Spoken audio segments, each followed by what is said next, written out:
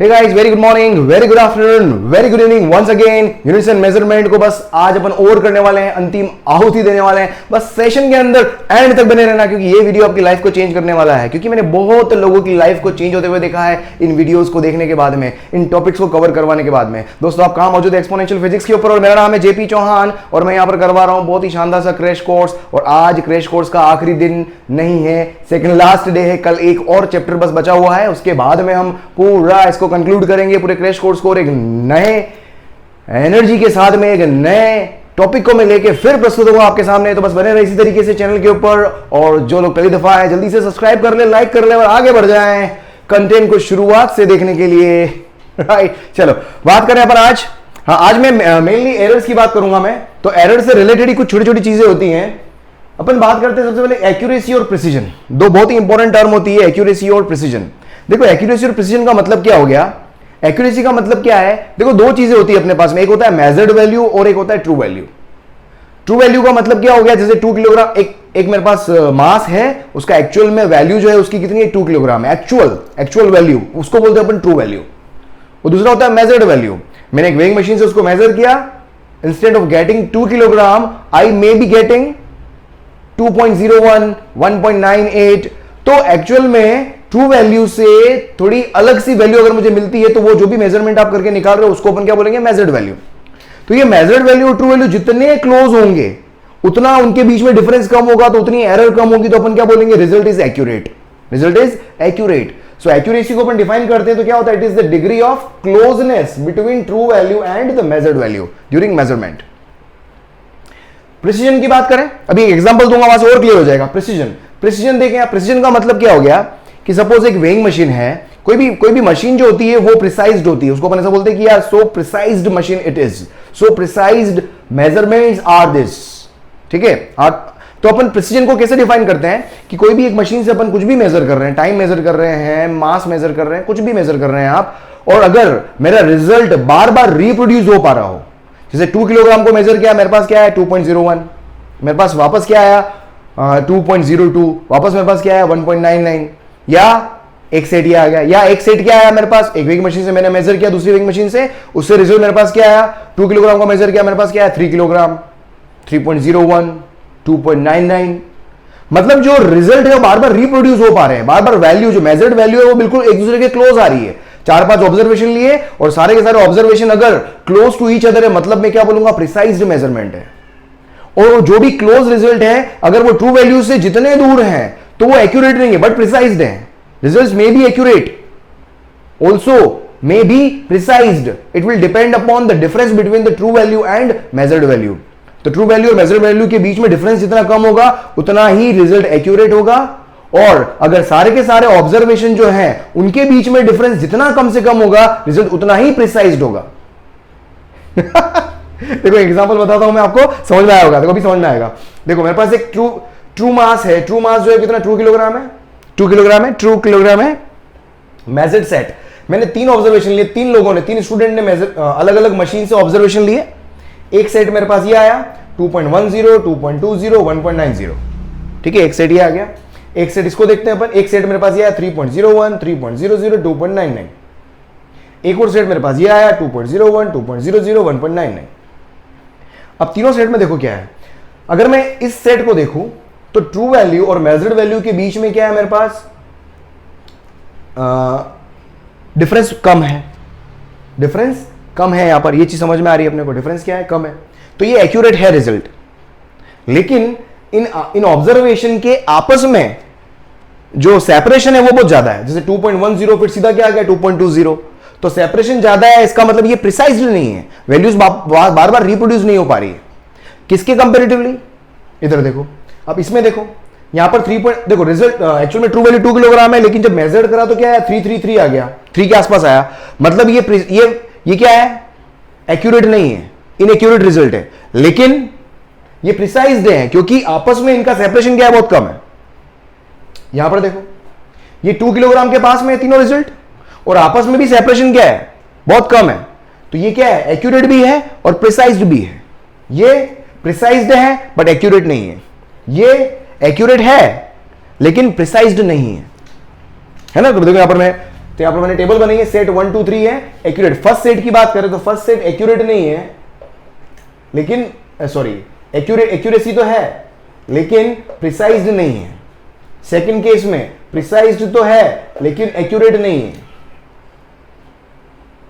और तीसरा क्या है मेरे पास, एक्यूरेट भी है और प्रिसाइज्ड भी है। बस यहां पर एक देखो कि इसकी एक्यूरेसी इससे अच्छी है, मतलब अगर आप कंपेयर करो तो थर्ड की एक्यूरेसी, बस यहां पर एक और कंपैरिजन कर सकते हो आप, accuracy of third is greater then that of 1। बस एक इतना सा अपन कर सकते हैं, थर्ड की एक्यूरेसी फर्स्ट से अच्छी है। ठीक है, चलो नेक्स्ट देखिए आप सिग्निफिकेंट फिगर। देखो सिग्निफिकेंट फिगर को लेके बहुत ज्यादा कंफ्यूजन होता है, एक्चुअल में होता क्या है, मतलब बहुत ज्यादा डिटेल में जाने की जरूरत नहीं है, क्योंकि कई बार कंफ्यूजन होता है। अगर आपको कहीं भी कंफ्यूजन है, क्योंकि हर बुक कुछ बुक के अंदर कुछ डिफरेंट सेट ऑफ रूल्स भी दिखते हैं, तो एनसीईआरटी को ही फाइनली आप कंक्लूड करें कि एनसीईआरटी के अंदर जो दिया हुआ उसी को कंक्लूड करते हुए आगे बढ़े आप। कभी कंफ्यूजन नहीं होगा, सभी तरह के सवाल आपके हल होने लग जाएंगे। ठीक है, तो मैंने उसी को समराइज किया हुआ है। सिग्निफिकेंट फिगर पहली बात तो होता क्या है कि कोई भी मेरे पास एक डिजिट है, कोई भी आपने एक मेजरमेंट लिया, ठीक है, अगर वो मेजरमेंट कितना एक्यूरेट है, इसको बहुत डिटेल में मैं सिग्निफिकेंट फिगर कम से कम 1-1.5 घंटे तक पढ़ा सकता हूं मैं, इतना शानदार लेक्चर है, बट लेकिन इतना डिटेल में मैं नहीं जा सकता, अभी अपने पास इतना टाइम नहीं है। ठीक है, तो सिग्निफिकेंट फिगर को मैं सिंपल शब्दों में क्या बताऊं कि सिग्निफिकेंट कोई भी मेजरमेंट अगर आप कर रहे हो तो हर मेजरमेंट का एक सिग्निफिकेंट फिगर आप निकाल सकते हैं, एक नंबर ऑफ डिजिट अपन निकाल सकते हैं कि उसके अंदर मौजूद हर डिजिट को अगर अपन देखें तो हर डिजिट क्या वो सिग्निफिकेंट है या नहीं है। ये सिग्निफिकेंट होना या ना होना किस बात को बताता है, उसकी एक्यूरेसी के बारे में मुझे इंफॉर्मेशन देगा कि कोई भी मेजरमेंट मैंने किया है वो कितना एक्यूरेट है या नहीं है। तो क्या करो, उस मेजरमेंट का आप सिग्निफिकेंट फिगर निकाल लो। अगर आपने सिग्निफिकेंट फिगर निकाल लिया, जितना बड़ा सिग्निफिकेंट फिगर आएगा किसी भी मेजरमेंट का, वो उतना ही जो मेजरमेंट होगा वो उतना ही क्या होगा, एक्यूरेट होगा। वो रीडिंग जो होगी उतनी क्या होगी, एक्यूरेट होगी। तो एक्यूरेसी, तो it is a number which tells about accuracy. Accuracy जो होती है हमेशा सिग्निफिकेंट फिगर के डायरेक्टली प्रोपोर्शनल होती है। जितना बड़ा सिग्निफिकेंट फिगर उतनी ज्यादा एक्यूरेसी होगी रिजल्ट के अंदर। प्रिसीजन नहीं बोल रहा हूं, अगेन ध्यान रखें एक्यूरेसी की बात कर रहे हैं अपन, दोनों अलग अलग टर्म है, समझ में आ गया होगा अब तक। तो उसके बाद देखिए रूल्स क्या है कि जितनी अगर सारी की सारी डिजिट अगर नॉन जीरो है तो सारे के सारे नंबर जो होंगे वो क्या होंगे, सिग्निफिकेंट फिगर में काउंट होंगे। मतलब क्या हो गया, यहां पर नंबर ऑफ डिजिट कितनी है 1 2, तो 2 सिग्निफिकेंट फिगर। यहां पर डिजिट कितनी है 1 2 3, तो 3 significant figure. Non zero digit होनी चाहिए। उसके बाद देखो दूसरा रूल क्या है कि जीरोस, अगर दो नॉन जीरो डिजिट के बीच में अगर जीरो लाई कर रहे हैं तो वो सारे जीरोस जो होते हैं वो सिग्निफिकेंट फिगर में काउंट होते हैं, मतलब वो सिग्निफिकेंट होते हैं। जैसे फॉर एग्जांपल 202 के बीच में 2 के बीच में एक जीरो आ गया तो ये जीरो जो होगा वो क्या होगा, सिग्निफिकेंट होगा। तो इसका सिग्निफिकेंट फिगर कितना हो गया 3। 2.025 इसके बीच में जीरो है, 4 सिग्निफिकेंट फिगर हो गया। और वैसे भी देख सकते हो ये भी क्या एक तरह से नॉन जीरो डिजिट ही है, तो नॉन जीरो डिजिट में तो सारा नंबर जो होता है सिग्निफिकेंट होता है। रूल नंबर 3 कि कोई भी नंबर अगर लेस देन 1 है, अगर कोई भी नंबर लेस देन 1 है तो लेस देन 1 के अंदर क्या होगा कि zeros left to a number, कि zeros left to a number are always non significant, number are not significant. मतलब मेरे पास क्या आ गया, एक नंबर के लेफ्ट में जितने भी जीरो है, ये 2 के पहले जीरो वो नहीं, दो नॉन जीरो नंबर के बीच का जीरो तो वैसे सिग्निफिकेंट होता है, ये मैंने लिख चुका हूं, zeros appearing between two non zero digits are significant. तो ये जीरो सिग्निफिकेंट होगा, लेकिन एक नॉन जीरो नंबर के पहले अगर जीरो हो तो वो कभी भी सिग्निफिकेंट नहीं होता है। तो इसका सिग्निफिकेंट फिगर कितना हो गया 3। ये नॉन जीरो नंबर 2 है, इसके लेफ्ट में कितने 2 जीरो आ रहे हैं, दोनों ही क्या होंगे, सिग्निफिकेंट नहीं होंगे। तो इसके राइट में जितने भी होंगे वो तो सिग्निफिकेंट होंगे, तो 3 इज द सिग्निफिकेंट फिगर। उसके बाद देखिए trailing zeros in a decimal number are always significant. मतलब ये डेसिमल नंबर है, ट्रेलिंग जीरो मतलब लास्ट में जो जीरो लगते हैं, ये दोनों जीरो क्या होंगे, सिग्निफिकेंट होंगे, क्योंकि ये डेसिमल नंबर है। तो इसका सिग्निफिकेंट फिगर कितना आ गया 5। यहां पर देखें आप कितना आ गया, इसका सिग्निफिकेंट फिगर कितना हो जाएगा 4। इसका सिग्निफिकेंट फिगर कितना हो जाएगा 4। इस तरीके से एक रूल मैंने लास्ट में लिखा, भूल गया था बीच में लिखना, कि trailing zeros in a non decimal number. ये तो डेसिमल नंबर है, नॉन डेसिमल नंबर के अंदर जो ट्रेलिंग जीरोस होते हैं वो कभी सिग्निफिकेंट नहीं होते हैं। तो कितना हो गया 55500 होगा, सिग्निफिकेंट फिगर कितना होगा 3। 2020 का सिग्निफिकेंट फिगर कितना होगा 3। ट्रेलिंग जीरो, ये जीरो क्या है, ट्रेलिंग जीरोस। उसके बाद वापस आओ, इन एक्सपोनेंट नोटेशन, अगर किसी नंबर को मैं एक्सपोनेंट नोटेशन में लिखता हूं तो उसका सिग्निफिकेंट फिगर फाइंड आउट करने का तरीका क्या होता है, तो जो न्यूमेरिकल पोर्शन होता है वो आपको हमेशा क्या देगा, सिग्निफिकेंट फिगर की वैल्यू देगा। जैसे मैंने लिखा 2.25 इंटू 10⁻³ तो इसका न्यूमेरिकल पोर्शन कितना है, 3 डिजिट है, तो 3 सिग्निफिकेंट फिगर है। और वैसे भी इसको क्या लिख सकते हो आप, 1000 से डिवाइड करो इस नंबर को, तो ये कितना बन जाएगा कितना हो जाएगा 0.02 या ऐसे कुछ बन जाएगा। इसको डिवाइड कर देना, फिर उसका उसमें रूल लगाना ये वाला, उसमें ये वाला रूल लगा लेना, ठीक है, डेसिमल पॉइंट वाला। नंबर लेस देन 1 हो जाएगा या तो 3 ही आएगा। इसमें देखो आप 2.25 ये था, इसको मल्टीप्लाइड बाय 1000 करो, 1000 से जैसे मल्टीप्लाई करूंगा ये क्या बन जाएगा 2250 बन जाएगा शायद। तो सिग्निफिकेंट फिगर कितना आ गया 3 आ गया ना। तो इसका भी तो कुल मिलाकर अगर पावर टर्म से, तो पावर टर्म कभी सिग्निफिकेंट फिगर का पार्ट नहीं होती, क्योंकि वो एक तरीके से क्या हो गया ट्रेलिंग जीरोस हो गए हैं, एक तरीके से क्या हो गया ट्रेलिंग जीरोस हो गए। ठीक है, चलो फिर देखें आप, significant figure does not change with units. ये सबसे इंपॉर्टेंट है, समझने वाला है, इसको समझे, इसको समझना ध्यान से कि जैसे मतलब यूनिट को चेंज करने पर कभी भी सिग्निफिकेंट फिगर चेंज नहीं होता है, ये हमेशा ध्यान रखें। जैसे फॉर एग्जांपल मैंने 4.700 मीटर लिखा मैंने, ठीक है, इसका सिग्निफिकेंट फिगर कितना है 1 2 3 4। शुरू में जो मैं जिसको मैं चेंज कर रहा हूं, तो शुरू में जो सिग्निफिकेंट फिगर था बाद में भी वही रहेगा, दुनिया इधर से उधर हो जाए, यूनिट चेंज करने पर सिग्निफिकेंट फिगर नेवर चेंजेस। 4.700 में कितना है 4। देखो इसको मैं क्या लिख सकता हूं, इसको mm में लिखूं मैं, क्या होगा देखो, इसको 1000 से मल्टीप्लाई कर दो तो mm में हो जाएगा, तो 4700 mm। इसका सिग्निफिकेंट फिगर भी 4 ही होगा। हालांकि इसमें 2 ट्रेलिंग जीरो आ रहे हैं तो इसका सिग्निफिकेंट फिगर 2 होना चाहिए, लेकिन अगर ये अकेला नंबर लिखा हुआ होता, सिर्फ लिखा होता 4700 mm, तो मैं बोलता 2 सिग्निफिकेंट फिगर है। लेकिन चूंकि ये नंबर यहां से यूनिट को चेंज करके लाया गया है, इसलिए इसका सिग्निफिकेंट फिगर चेंज नहीं हो सकता। समझ आ रहा है? इन दोनों रूल के अंदर कंफ्यूज मत हो जाना।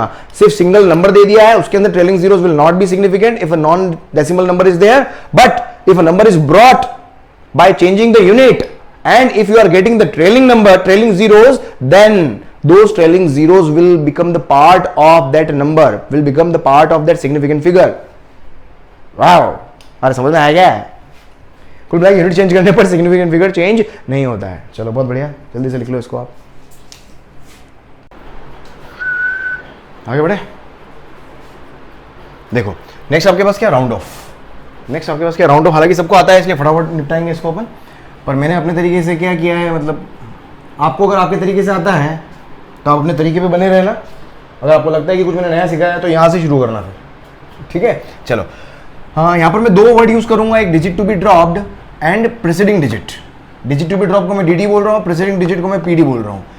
डिजिट टू बी ड्रॉप का मतलब क्या हुआ कि सपोज मेरे पास एक नंबर है 5.476, इसको मुझे राउंड ऑफ करना है 3 सिग्निफिकेंट फिगर तक। 3 सिग्निफिकेंट फिगर मतलब 1 2 3, लेफ्ट से काउंट करोगे 1 2 3, ठीक है। तो 3 के बाद में जो भी डिजिट आती है वो हमेशा डिजिट टू बी ड्रॉप्ड होती है। 3 तक मुझे राउंड ऑफ करना है, तो 4th डिजिट जो होगी वो क्या होगी, डिजिट टू बी ड्रॉप्ड। इसके बाद भले ही कितनी डिजिट क्यों ना आ जाए, इसके बाद भले ही कितनी डिजिट क्यों ना आ जाए, उससे कंफ्यूज नहीं होना है। कितनी डिजिट क्यों ना आ जाए, उससे कंफ्यूज नहीं होना है। तो ये हमेशा क्या होगी, इसको लिख दो भले आप 7, ये लो, चलो ये डिजिट टू बी ड्रॉप्ड हो गई, और उससे जस्ट पहले वाली डिजिट जो होगी उसको बोलते हैं प्रेसिडिंग डिजिट, ठीक है। रूल क्या बोलता है कि जब digit to be dropped is greater than 5 हो, अगर डिजिट टू बी ड्रॉप्ड अगर ग्रेटर देन 5 है, या डिजिट टू बी ड्रॉप 5 आ जाए और प्रेसिडिंग डिजिट क्या हो जाए ऑड,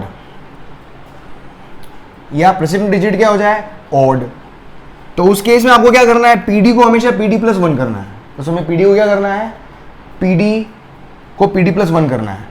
इस रूल के अंदर एक चीज ध्यान रखना, लास्ट डिजिट मेरे पास क्या है, डीडी है। DD is the last digit. ये डीडी जो है वो क्या है, लास्ट डिजिट है। ये क्या है, लास्ट डिजिट। इसके बाद में कोई डिजिट मौजूद नहीं होनी चाहिए, उस समय ये रूल एप्लीकेबल है, ठीक है।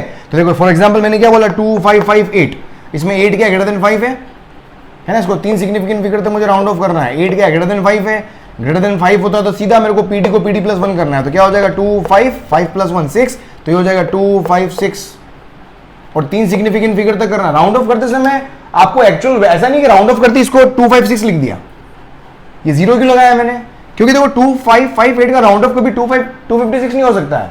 मतलब समझो एक वैल्यू मेरे पास 2500 है, 2500 का राउंड ऑफ 250 कैसे हो सकता है। तो आपको सिग्निफिकेंट फिगर को मेंटेन करते हुए सिग्निफिकेंट फिगर का भी ध्यान रखना है, प्लस नंबर का राउंड ऑफ भी उस नंबर के आसपास ही आएगा। तो आसपास लाने के लिए मैंने क्या लगा दिया 0। देखो इसका सिग्निफिकेंट फिगर कितना 3 है ना। ट्रेलिंग जीरो कभी भी काउंट नहीं होते हैं, और ओवरऑल रिजल्ट भी मेरे पास कहाँ गया, इसके आसपास चला गया।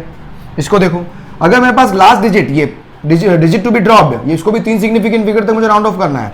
डिजिट टू बी ड्रॉप्ड अगर मेरे पास क्या 5 है, तो मुझे प्रेसिडिंग डिजिट को देखना है। अगर वो ऑड हो जाए जैसे कि मैंने बताया था, तो क्या कर दो, प्रेसिडिंग डिजिट को क्या करना है, प्लस 1 करना है। तो 2 5 5 + 1 क्या हो गया 6, और डिजिट टू बी ड्रॉप, इसको ड्रॉप तो कर देना है लेकिन 0 लगा देंगे ताकि to maintain the number near by.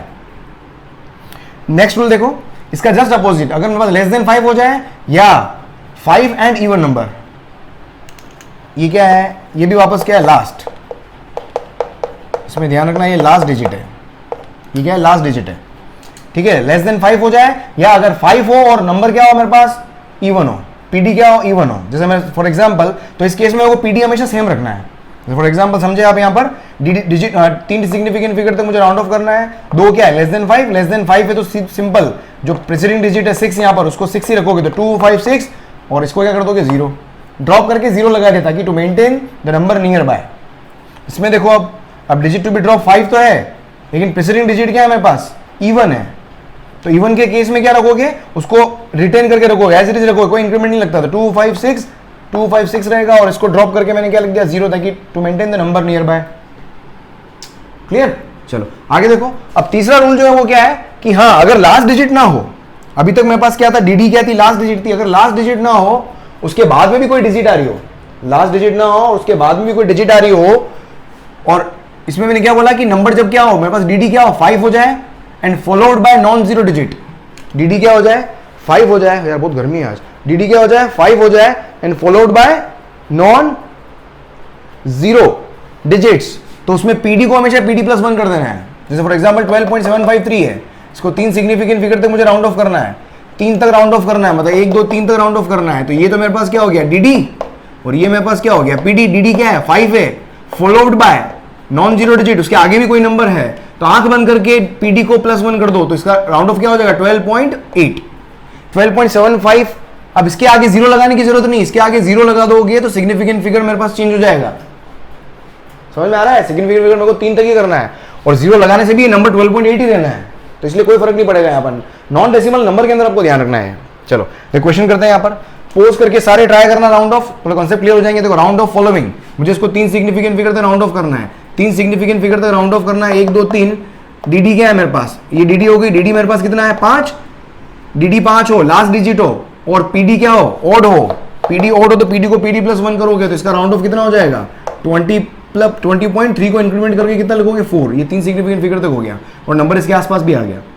इसको देखो 4 सिग्निफिकेंट फिगर तक राउंड ऑफ करना है, तो 1 2 3 4, ये मेरे पास डीडी हो गई, डीडी 5 है और ये क्या इवन है, डीडी 5 और इवन, डीडी अगर लास्ट डिजिट है और इवन है तो ऐसे डिजिट रखोगे तो ये हो जाएगा 244.4। इसको 3 सिग्निफिकेंट फिगर तक करना है, तो 1 2 3 तक, ये मेरे पास क्या हो गया, ये हो गया मेरे पास डी और ये हो गया पी।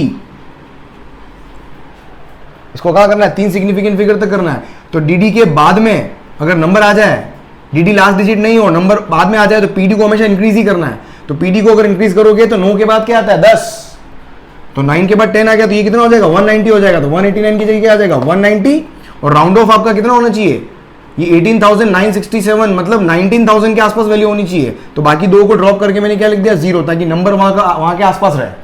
और सिग्निफिकेंट, एक मिनट, सिग्निफिकेंट फिगर, इसमें सिग्निफिकेंट तो 2 सिग्निफिकेंट फिगर है ना, ये क्या है, ये 2 सिग्निफिकेंट फिगर, इसको कहाँ राउंड ऑफ करना था 2 सिग्निफिकेंट फिगर तक, सॉरी 3 लिख दिया था मैंने, ठीक है। नेक्स्ट देखो यहाँ पर, उसके बाद नेक्स्ट अपने पास क्या होगा, नेक्स्ट ट्राई करो, पोज करके नेक्स्ट ट्राई करो, नेक्स्ट ट्राई करो।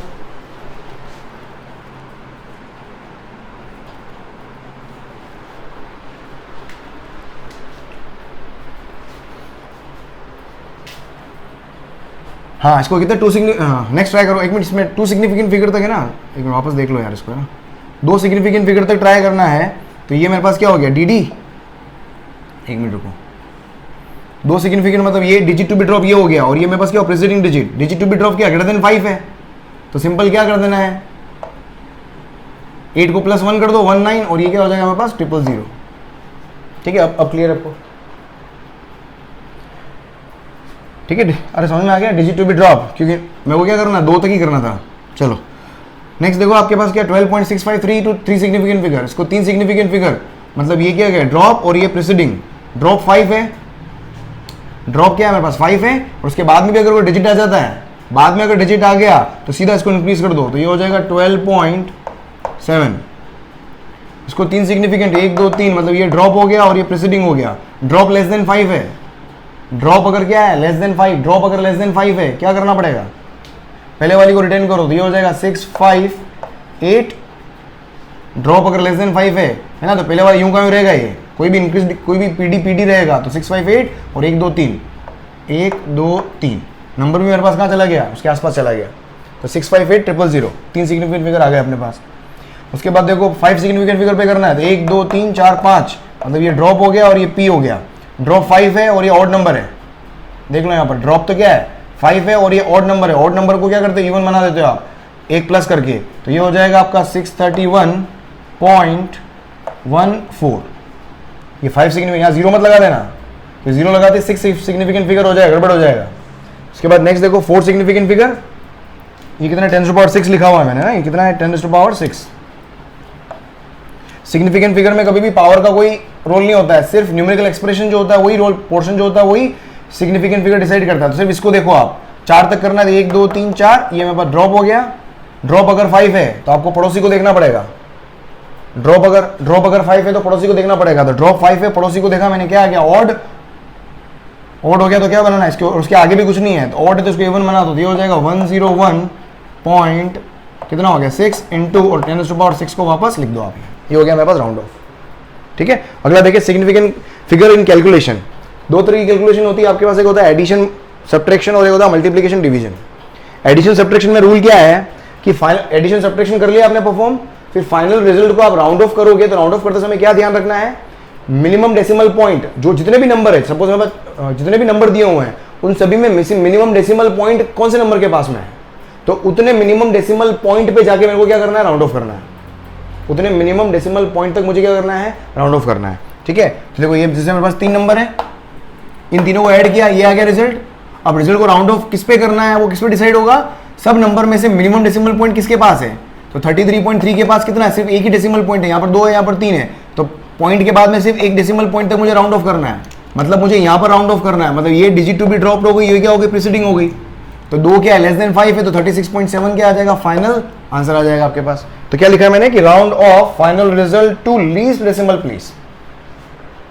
ठीक है, उसके बाद मल्टीप्लिकेशन डिवीजन में देखो, मल्टीप्लिकेशन डिवीजन में क्या करना है, फाइनल रिजल्ट को मिनिमम को लीस्ट सिग्निफिकेंट फिगर पे राउंड ऑफ करना है। यहां पर क्या लीस्ट डेसिमल प्लेस था, मुझे अब क्या करना है, लीस्ट सिग्निफिकेंट फिगर पे राउंड ऑफ करना है। लीस्ट सिग्निफिकेंट फिगर क्या हो गया मेरे पास, देखो यहां पर जैसे मेरे पास ये 2 नंबर मल्टीप्लाई कर रहा हूं मैं, इसके अंदर इसका सिग्निफिकेंट फिगर कितना है 2, इसका कितना है 5, तो फाइनल सॉल्यूशन जो होगा वो 2 सिग्निफिकेंट फिगर पे राउंड ऑफ होगा। तो मेरे पास फाइनल सॉल्यूशन ये आ गया, इसको राउंड ऑफ करना है मुझे कहां पर, 2 सिग्निफिकेंट फिगर पे, तो ये मेरे पास क्या हो गया dd, ये क्या हो गया p ग्रेटर देन 5 है, ग्रेटर देन 5 है तो सीधा क्या कर दो, pd को +1 कर दो, 33 will be the answer. Point लगा के 0 0 मत लगा देना, नंबर ऑफ सिग्निफिकेंट फिगर बढ़ जाएंगे। डिवीजन में भी देख लो, ये डिवीजन है, डिवाइड करा अपन ने, डिवाइड कर रहे हो यहाँ पर देखो 0.211 आया, इसमें मिनिमम सिग्निफिकेंट फिगर कहां पर है, 0.90 के पास में, कितने हैं 2, तो 2 सिग्निफिकेंट फिगर पे क्या करना होगा, मुझे राउंड ऑफ करना होगा, तो क्या हो गया round off to 2 significant figure, तो इसको जब डिवाइड कर तो 2 सिग्निफिकेंट फिगर मतलब ये हो गया dd और ये हो गया p, dd लेस देन 5 है, तो पहले वाली जो pd को एज इट इज रखोगे आप, तो क्या हो गया 0.21, तो 0.21 क्या आ गया मेरे पास फाइनल राउंड ऑफ। चलो लिख लो जल्दी इसको। नेक्स्ट देखिए, देखो नेक्स्ट आपके पास क्या है, order of magnitude. Order of magnitude क्या होता है, कोई भी नंबर है, एक किसी भी नंबर को अगर आप इस फॉर्म में रिप्रेजेंट कर पाओ, किसी भी नंबर को इस फॉर्म में अगर रिप्रेजेंट कर पाओ, वेयर n आपका क्या होना चाहिए 0.5 से ज्यादा और 5 तक हो पाए, एंड मल्टीप्लाइड बाय 10⁻x, मतलब कुल मिला के इस तरीके से रिप्रेजेंट कर पाओ और n इस रेंज में आना चाहिए, तो x जो होगा वो n का क्या होगा, ऑर्डर ऑफ मैग्नीट्यूड। x जो होगा 10 की पावर में जो भी आएगा वो क्या बन जाएगा, इस n नंबर का ऑर्डर ऑफ मैग्नीट्यूड। जैसे फॉर एग्जांपल मेरे पास नंबर 8 है, ठीक है, 8 का ऑर्डर ऑफ मैग्नीट्यूड कितना मुझे निकालना है, तो 8 को मैं इस फॉर्म में लेके आऊंगा, तो देखो 8 को मैं क्या, अगर मैं 8 को क्या लिखूंगा मैं 8 इंटू 10⁻0, लेकिन 8 इंटू 10⁻0 लिखूंगा तो 8 इस रेंज में आएगा नहीं है, तो क्या करो 8 को कम करो, 8 कम कितना हो सकता है 0.8, इसको अब क्या लिख सकता हूं मैं 0.8 इंटू 10⁻1, तो 0.8 इंटू 10⁻1 अगर करूंगा तो ये मेरे पास रेंज में आ रहा है, तो इसकी पावर में जो भी आएगा ये 1 जो होगा क्या होगा 1 हो जाएगा, ऑर्डर ऑफ मैग्नीट्यूड हो जाएगा किसका 8 का। इसको 0.08 नहीं लिख सकता था मैं, 0.08 जैसे लिखूंगा तो वो 0.08 जो होगा वो इस रेंज से बाहर चला जाएगा। 49 देखो, 49 को क्या लिखूंगा मैं, अगर मैं 0.49 लिखूं तो इस रेंज में आएगा नहीं है, 4.9 लिख के देखो, इस रेंज में आ रहा है, बिल्कुल बस हो गया काम। तो 4.9 और कितना लगाएंगे वो तो समझ में, कितना 10 कितना लगाए कि 49 बन जाए, वो ध्यान रखना है। तो 4.9 इंटू 10 लिखोगे तो ही तो 49 बनेगा। सो पावर ये 1 क्या हो गया, ऑर्डर ऑफ मैग्नीट्यूड। इसको देखो 0.52 लिख सकता हूँ मैं, रेंज में आ रहा है। तो 0.52 इंटू 100 लिख सकता हूँ, 100 मतलब 10^2, तो 2 ऑर्डर ऑफ मैग्नीट्यूड हो गया। इसको देखो, इसको 0.55 लिख सकता हूँ क्योंकि रेंज में आ सकता है। तो 0.55 इंटू 10^3, तो 3 क्या हो गया, ऑर्डर ऑफ मैग्नीट्यूड। इसको देखो, इसको 5.5 नहीं लिख सकता हूँ मैं, 5.5 लिखूंगा तो ज़्यादा इस रेंज के अंदर रखना है आपको मिलाकर। 999 को देखो 0.99 लिख सकता हूँ मैं, 9.99 लिख सकता हूँ मैं क्योंकि वो रेंज से बाहर जाएगा। तो 0.999 इंटू 10^3, तो 3 क्या हो गया, ऑर्डर ऑफ मैग्नीट्यूड। इसको देखो, इसको मैं 0.1001 लिख सकता हूँ क्योंकि रेंज के अंदर नहीं आएगा, लेकिन 1.001 लिख सकता हूँ क्योंकि रेंज के अंदर आ गया है। तो 1.001 इंटू 10^3, तो 3 इज ऑर्डर ऑफ मैग्नीट्यूड। इसको देखो, इसको मैं 0.75 लिख सकता हूँ ना, 0.75 जैसे लिखूंगा तो रेंज के अंदर आ जाएगा, लेकिन 7.5 लिखूंगा तो रेंज से बाहर जाएगा। एक ही होगा हमेशा, या तो रेंज के अंदर होगा या रेंज के बाहर होगा, दोनों पॉसिबिलिटी नहीं आएगी आपकी कभी भी। तो 0.75, 3 इंटू 10^6, तो 6 ऑर्डर ऑफ मैग्नीट्यूड हो गया। 0.135 देखो, 0.135 को कन्वर्ट करना पड़ेगा। इसको 0 लेफ्ट में तो जा नहीं सकता मैं, 0.013 तो लिख ही नहीं सकता हूं मैं। क्या करो, 1.35 करो आप इसको। तो 1.35 क्या रेंज के अंदर आ रहा है, तो 10^1, 1.35 इंटू 10^-1 होगा ये, क्योंकि पॉइंट राइट में शिफ्ट किया, समझ में आता होगा। इसको ये लिख सकते हैं अपन, तो -1 क्या होगा, ऑर्डर ऑफ मैग्नीट्यूड। इसको देखो आप, पॉइंट आगे शिफ्ट करो, 0.5 नहीं लिख सकते इसको क्योंकि 0.5 से बड़ा होना चाहिए, 0.5 से बड़ा होना चाहिए, ठीक है। तो 0.5 से बड़ा अगला क्या लिख सकता हूँ मैं, 5 इंटू 5 डिवाइड बाय 100 लिख सकता हूँ इसको। तो 5 इंटू 10^-2, तो -2 order of magnitude, very important. 0.99 को देखो, या तो मैं 0.09 लिख सकता हूँ, 0.09 लिखूंगा तो गड़बड़ हो जाएगा, 9.9 लिखूंगा तो भी गड़बड़ हो रहा है, 9.9 लिख रहा हूँ तो भी गड़बड़ हो रहा है, दोनों ही गड़बड़ हो रहे हैं, मतलब कुछ नहीं लिख सकता, ऐसा कैसे रहेगा।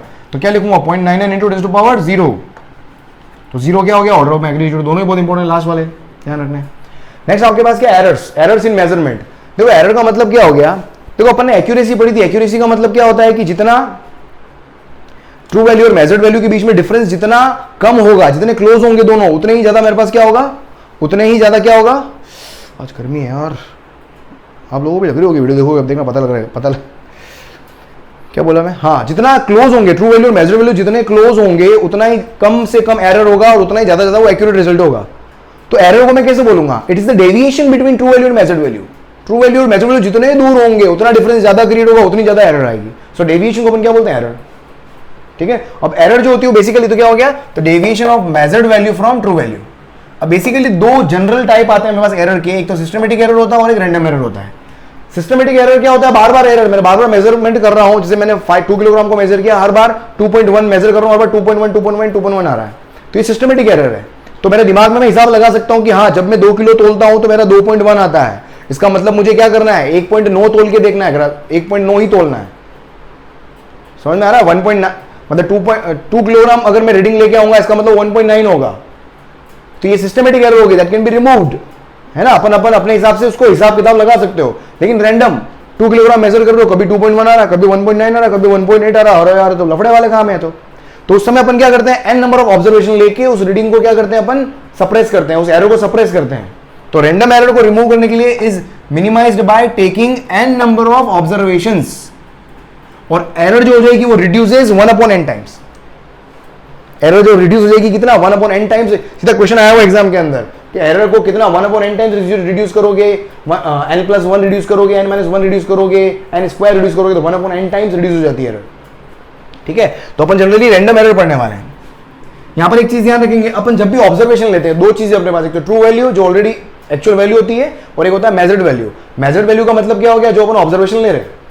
तो जब भी आपको ट्रू वैल्यू, कई बार क्वेश्चन के अंदर ट्रू वैल्यू प्रोवाइडेड नहीं होता है, तो आपको क्या करना होगा, सिंपली जो भी ऑब्जर्वेशन दिए हुए होते हैं उन सभी ऑब्जर्वेशन का क्या ले लो, आप एवरेज ले लो।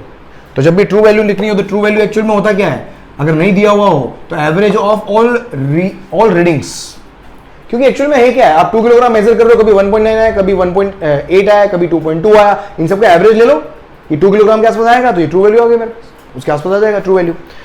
इसके बाद मेरे पास कुछ 4 तरह की और भी एरर्स होती है। देखो क्या, एक तो एब्सोल्यूट एरर। एब्सोल्यूट एरर का मतलब क्या है, ट्रू वैल्यू में से मीन मेजर्ड वैल्यू को क्या करो का डिफरेंस ले लो, तो मेरे पास क्या आ जाएगा, एब्सोल्यूट एरर निकल के आ जाएगा। एग्जांपल देखो क्या लिखा है मैंने, मैंने 4 रीडिंग ली, 2.01, 2.02, 1.9 एंड 1.98 किलोग्राम में है। ये किसमें है, किलोग्राम में, एब्सोल्यूट एरर भी किस में आ जाएगी, किलोग्राम में आ जाएगी। अब मेरे को ट्रू वैल्यू दी नहीं, सिर्फ रीडिंग दी, इन सबका क्या करो, एवरेज ले लो। ये एवरेज ले लिया मैंने इन सबका, सबको चारों को जोड़ के डिवाइड बाय 4 किया, 2 किलोग्राम आ गया मेरे पास। अब एरर निकालनी है, एब्सोल्यूट एरर निकालनी है, तो हर ऑब्जर्वेशन के कॉरस्पॉन्डिंग ये एब्सोल्यूट एरर निकलता है। तो 2 किलोग्राम में से ट्रू वैल्यू में से मेजर वैल्यू माइनस करिए, तो 2 माइनस 2.01, ट्रू वैल्यू छोटा है तो आंसर क्या आएगा, नेगेटिव में आएगा, absolute error will be negative. 2 में से 2.02 माइनस क्या, माइनस 0.02, 2 माइनस 1.99, 0.01, 2 माइनस 1.98 प्लस 0.02। तो एरर पॉजिटिव भी हो सकती है, नेगेटिव भी हो सकती है, even if it can be zero, अगर दोनों का डिफरेंस जीरो आ गया। इसके बाद आता है मेरे पास mean absolute error. Mean absolute error का मतलब क्या हो गया, ये जो भी एब्सोल्यूट एरर है उन सभी के मैग्नीट्यूड का एवरेज। देखो मीन एब्सोल्यूट एरर का मतलब क्या हो गया, एवरेज ऑफ एब्सोल्यूट एरर। अगर इसका एवरेज लूं, ये सब जुड़ जाएंगे तो इसका एवरेज कैसे लोगे, सबको जोड़ो, डिवाइड बाय 4, सबको जोड़ूंगा तो जीरो हो जाएगा।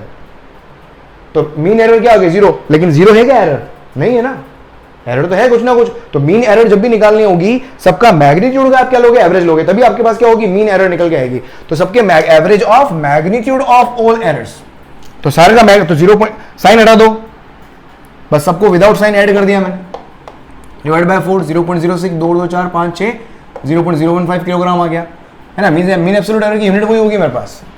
उसके बाद आता है रिलेटिव एरर या फ्रैक्शनल एरर। रिलेटिव एरर या फ्रैक्शनल, रिलेटिव एरर का मतलब क्या हो गया, मीन एब्सोल्यूट एरर को क्या करोगे, ट्रू वैल्यू से डिवाइड करोगे, तो आपके पास क्या आएगा, फ्रैक्शनल एरर आ जाएगा, रिलेटिव एरर आ जाएगा। ठीक है, मीन एब्सोल्यूट एरर को या मीन एब्सोल्यूट एरर को या फिर सिंपल एब्सोल्यूट एरर को भी ट्रू वैल्यू से डिवाइड करोगे तो मेरे पास क्या है, क्योंकि जब एब्सोल्यूट एरर को बोलूंगा, जब एक ही रीडिंग लो, जब आप एक ही रीडिंग लोगे और मैं आपको बोल दूं कि बताओ भैया कितना रिलेटिव एरर कितना है, तो एब्सोल्यूट एरर को क्या करो, ट्रू वैल्यू से डिवाइड कर दो। क्योंकि मीन एब्सोल्यूट एरर भी एक तरह का क्या है, एब्सोल्यूट एरर ही तो है, बस एब्सोल्यूट एरर का एवरेज है, पर है तो एब्सोल्यूट एरर ही है ना वो। तो simple mean absolute error divide by true value बोलो या absolute error divide by true value बोलो, एक ही बात है। देखो यहां पर अपन जो भी कर रहे हैं, it is just like obtaining marks in your examination. आपने एग्जाम के अंदर जो भी मार्क्स, जैसे मैंने 100 मार्क्स का पेपर था, पेपर कितने 100 मार्क्स का हुआ, ठीक है। अब 100 मार्क्स का पेपर हुआ है तो 100 मार्क्स क्या आपकी ट्रू वैल्यू, आपने ऑब्टेन कितने किए, सपोज 80 मार्क्स ऑब्टेन किए, तो ये आपकी मेजर्ड वैल्यू हो गई। एरर कितनी हुई, तो 100 में से 80 को माइनस कर दिया मैंने, तो 20 की क्या आ गई, एरर आ गई। ये क्या हो गई, एब्सोल्यूट एरर आ गई। अब आपने कितना कितना एरर किया, कितना फ्रैक्शनल एरर है आपका, तो क्या करोगे, एरर को ट्रू से कंपेयर करोगे ना आप। तो एरर को मैंने क्या करा, ट्रू से कंपेयर कर दिया, तो आप क्या करोगे, 20 डिवाइड बाय क्या करोगे, 100 करोगे, तो कितना आ गया 0.2, तो 0.2 क्या होगी, आपकी फ्रैक्शनल एरर हो गई। फिर मैं आपको बोलूंगा कि आपकी परसेंटेज में एरर कितनी है।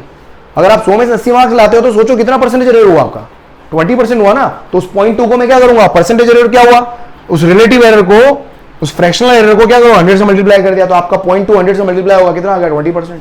वही चीज है, कोई नया फॉर्मूला नहीं बनाया मैंने, या आप रोजमर्रा की आपकी लाइफ के अंदर जो करते आ रहे हो वही चीजें हैं। तो परसेंटेज एरर जो होता है रिलेटिव एरर इनटू 100 करोगे, तो ये 0.0075 को 100 से मल्टीप्लाई करोगे, 0.75 परसेंटेज की आ गई, एरर आ गई। ठीक है, अब तो क्वेश्चन के अंदर आपको क्या दिया हुआ होता है, representation of physical quantity with error. किसी भी फिजिकल क्वांटिटी Q को अगर मुझे एरर के साथ में रिप्रेजेंट करना है, तो रिप्रेजेंट करने के दो तरीके होते हैं। एक तो कैसे, एक तो फिजिकल क्वांटिटी कैसे लिखते हो आप, true value plus minus mean absolute error, या ट्रू वैल्यू किससे लिखोगे आप, फिजिकल क्वांटिटी कैसे लिखोगे, true value plus minus percentage error, plus minus percentage error. जैसे मैंने एग्जांपल, जैसे इसका एग्जांपल क्या हुआ, इसका एग्जांपल लिखता हूं मैं, देखो जैसे इसको मेरे को लिखना है यहां पर, इस जो ऊपर एग्जांपल है ना उसके हिसाब से ट्रू वैल्यू कितनी है 2 plus minus mean absolute error कितनी आई थी 0.015, ये। तो इसको देख के मुझे क्या पता लग रहा है, ये ट्रू वैल्यू है और ये कौन है, एब्सोल्यूट एरर है। यहां पर देखो, इसको और कैसे लिख सकता हूं मैं, Q equals to 2 plus minus, ये किलोग्राम में आएगा ना, जगह नहीं थी इसलिए किलोग्राम यूनिट लिखा है, 2 plus minus percentage error, percentage error कितना है, तो 0.75 यहाँ परसेंटेज लिखा हुआ आ जाएगा ये। तो इस तरीके से आप रिप्रेजेंट करते हो इसको, मतलब इसको देखते आपको समझ में आना चाहिए ये कौन है ये कौन है। तो लेफ्ट में हमेशा ट्रू वैल्यू होगी प्लस माइनस के, और राइट में क्या होगी, एब्सोल्यूट एरर होगी, एब्सोल्यूट एरर होगी या परसेंटेज एरर होगी। ठीक है, जल्दी से लिख लो।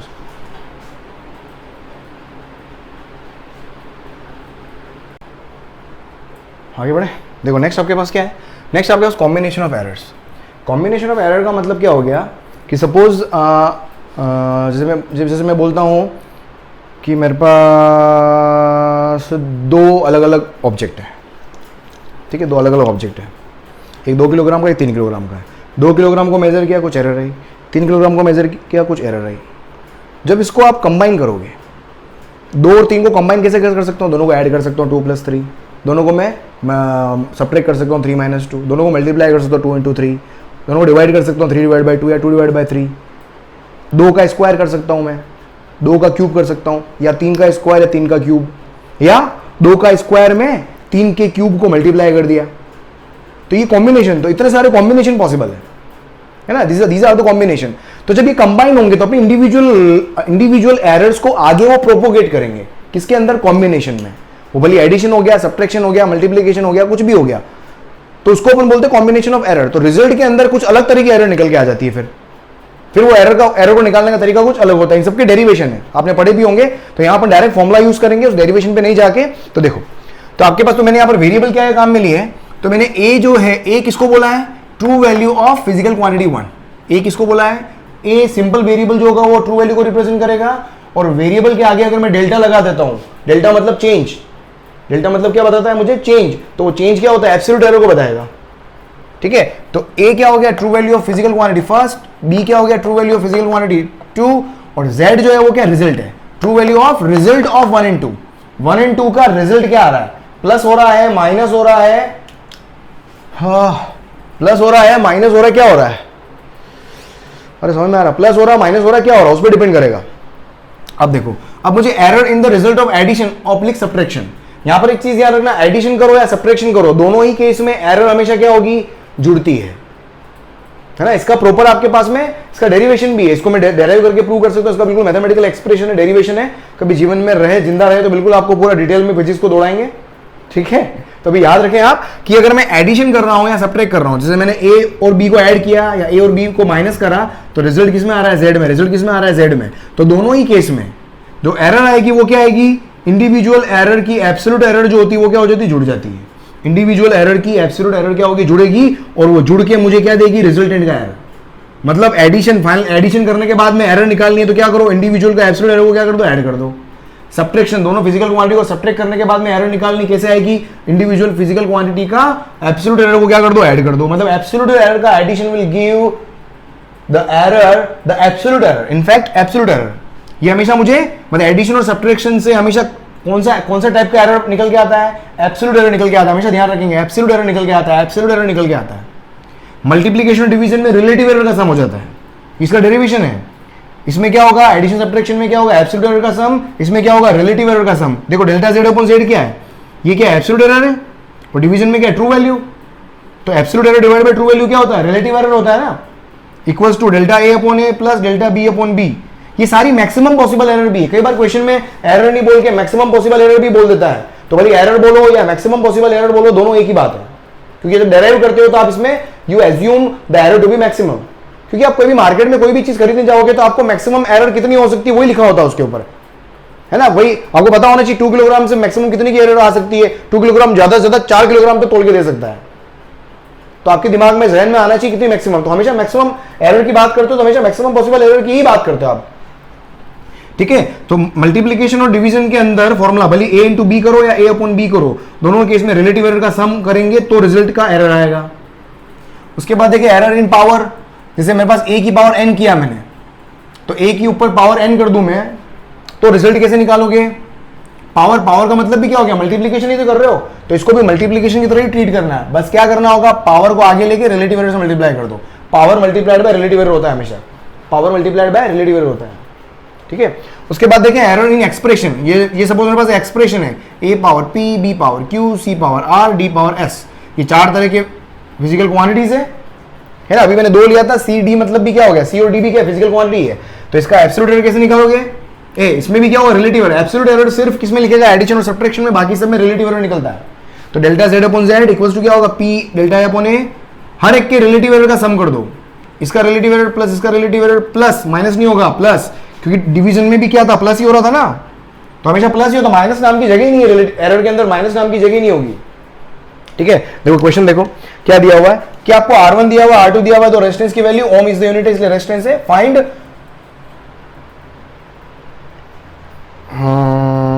परसेंटेज एरर, मेरी राइटिंग मेरे को समझ में नहीं आ रही।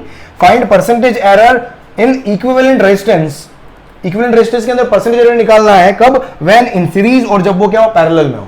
जब वो सीरीज में हो पैरेलल में हो, दोनों ही केस में मुझे क्या निकालना है, परसेंटेज एरर निकालनी है। देखो सिंपल फर्स्ट की बात। अब इसको वेरिएबल को देख लो। यहां पर मैंने आपको क्या बताया था, इस तरीके से आप रिप्रेजेंट करते हो, इसका मतलब क्या है, प्लस माइनस के लेफ्ट में हमेशा क्या होती है, ट्रू वैल्यू, और राइट में क्या होती है, हमेशा एब्सोल्यूट एरर, है ना। लेफ्ट में ट्रू वैल्यू, अगर परसेंटेज लिखा हुआ है तो वो क्या होगी, परसेंटेज एरर।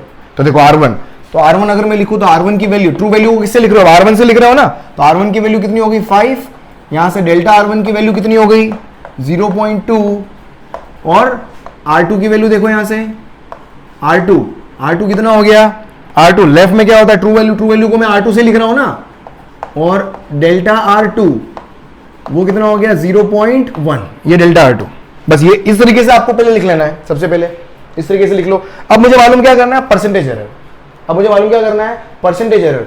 देखो सबसे पहली बात, अगर मैं फर्स्ट केस की बात करूं, सीरीज के अंदर R इक्विवेलेंट क्या होता है, सीरीज के अंदर R इक्विवेलेंट होता है R1 प्लस R2, और ये R इक्विवेलेंट जो है वो मेरे पास क्या है, इसको R लिख रहा हूं मैं, सीरीज के अंदर R इक्विवेलेंट को मैं R लिख रहा हूं, तो ये R जो होगी वो मेरे पास क्या होगी, ट्रू वैल्यू होगी। R क्या होगी, ट्रू वैल्यू। तो यहां से ट्रू वैल्यू निकाल लो, कितनी, R1 5, R2 कितना हो गया 10, तो 15 मेरे पास क्या होगी, true value.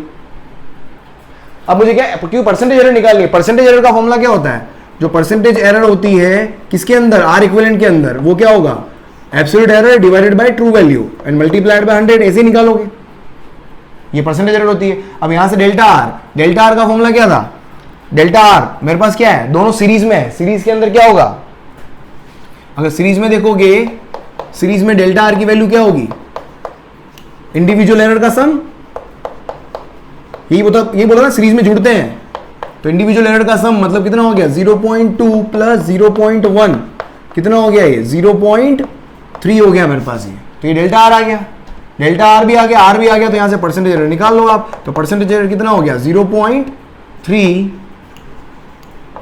And divided by R, true value कितनी है 15 एंड मल्टीप्लाइड बाय 100, पॉइंट हटाया 0 से 0, 3 5 जा और 5 2 जा 10, कितना आ गया 2% एरर, कितना हो गया 2% एरर।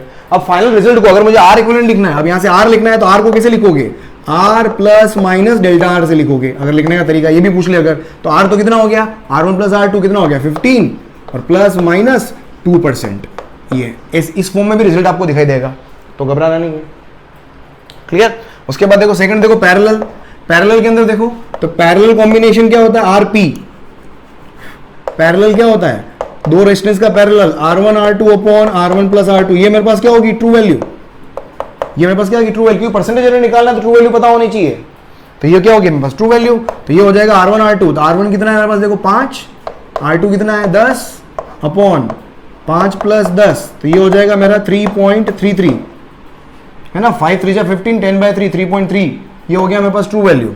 अब मुझे निकालना है इसका, अब देखो ये एक्सप्रेशन है, अब ये क्या है, एक्सप्रेशन है, एक्सप्रेशन के अंदर रिलेटिव एरर कैसे निकालते हैं देखो, अब मुझे निकालना है, इस एक्सप्रेशन को अगर आप देखोगे, इसको कैसे लिख सकता हूं मैं, देखो रिलेटिव एरर की टर्म्स में delta R by R equals to, ऊपर क्या प्रोडक्ट है, प्रोडक्ट को कैसे लिखते हो आप, पावर 1 आगे आ गई, और डेल्टा R1 अपॉन R1, ऐसे बताते ना, प्रोडक्ट में क्या होता है, इंडिविजुअल का रिलेटिव एरर प्लस कर दोगे, तो डेल्टा R1 प्लस वापस पावर आगे आ गई, डेल्टा R2 अपॉन R2, ये तो हो गया न्यूमरेटर। फिर उसके बाद में डिनोमिनेटर का भी रिलेटिव एरर जुड़ता है प्लस में, समझ में आ रहा है, ए अपॉन बी अगर कर रहा हूं, तो ए का रिलेटिव एरर प्लस बी का रिलेटिव एरर, तो ए तो अपना क्या है, प्रोडक्ट है, तो प्रोडक्ट का रिलेटिव एरर तो ये होगा, इंडिविजुअल रिलेटिव एरर का सम प्लस, अब डिनोमिनेटर का रिलेटिव एरर कैसे लिखोगे, डेल्टा किसका R1 प्लस R2, है ना, इस पूरी टर्म का रिलेटिव एरर लिखना है, तो पूरी टर्म का रिलेटिव एरर कैसे लिखोगे, उसका किसका क्या कहते हैं, इसका absolute error divide by true value, और ट्रू वैल्यू क्या है, इसकी ट्रू वैल्यू निकालनी है, तो इसकी ट्रू वैल्यू क्या हो जाएगी, वो मेरे को यहाँ पर लिखनी है, तो R1 प्लस R2, इसकी ट्रू वैल्यू क्या हो जाएगी, R1 प्लस R2, इस एक्सप्रेशन की ट्रू वैल्यू क्या होगी, R1 प्लस R2, बस यहां से कर लो इसको, बस वैल्यू पुट कर लो अब यहाँ पर, बस यहाँ पर वैल्यू पुट कर दो अब यहाँ पर, तो ये मेरे पास क्या रिलेटिव एरर आ गया, बस रखो वैल्यू यहाँ पर, delta R1 upon R1, delta R1 upon R1 मतलब 0.2 अपॉन 5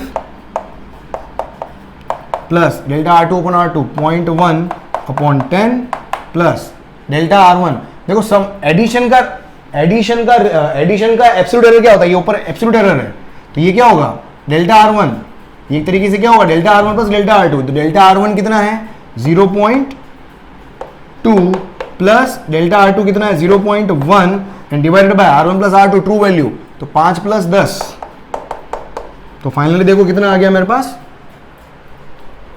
ठीक है, ये मेरे पास क्या रिलेटिव एरर आ गया। तो फाइनली देखो क्या आ गया, देखो इसको अब यहाँ से कितना एलसीएम लेना पड़ेगा, तो 0.2 प्लस 0.1 अपॉन 10 है, ये तो अपॉन 5 है, और ये कितना हो गया 0.3 अपॉन 15। बस यहाँ से क्या करो आप, ये एलसीएम ले लो, यहाँ से एलसीएम कितना आएगा मेरे पास 30 आएगा क्या, 6 दूनी 12, 1.2 प्लस 0.3 प्लस 0.6 कितना हो गया 9, कितना हो गया यार 2.1 हुआ क्या, 6 और 3 9, 12 और 9 नहीं 1.2 1.5 और ये 2.1 बटा 30, पॉइंट हटाया 0, 3 7 21, 300 100, ये हो गया 0.07। बस अब यहाँ से परसेंटेज एरर निकालनी है, तो परसेंटेज एरर क्या हो गया, रिलेटिव एरर को 100 से मल्टीप्लाई कर दो। इस एक क्वेश्चन के अंदर मैंने आपके बहुत सारे कॉन्सेप्ट क्लियर करवा दिए हैं, इस क्वेश्चन को आप कर लोगे तो आनंद आ जाएगा आपको, बस आगे बहुत सारे क्वेश्चन के कॉन्सेप्ट आपके सही हो गए होंगे। ये 7% के आगे एरर आ गया मेरे पास। अभी और क्वेश्चन करवा, देखो आगे बढ़ो, आगे बढ़ते हैं। चलो नेक्स्ट देखो क्वेश्चन, देखो क्या दिया हुआ आपको, देखो टेम्परेचर T1 दिया हुआ है, T2 दिया हुआ है, find rise in temperature with error limits.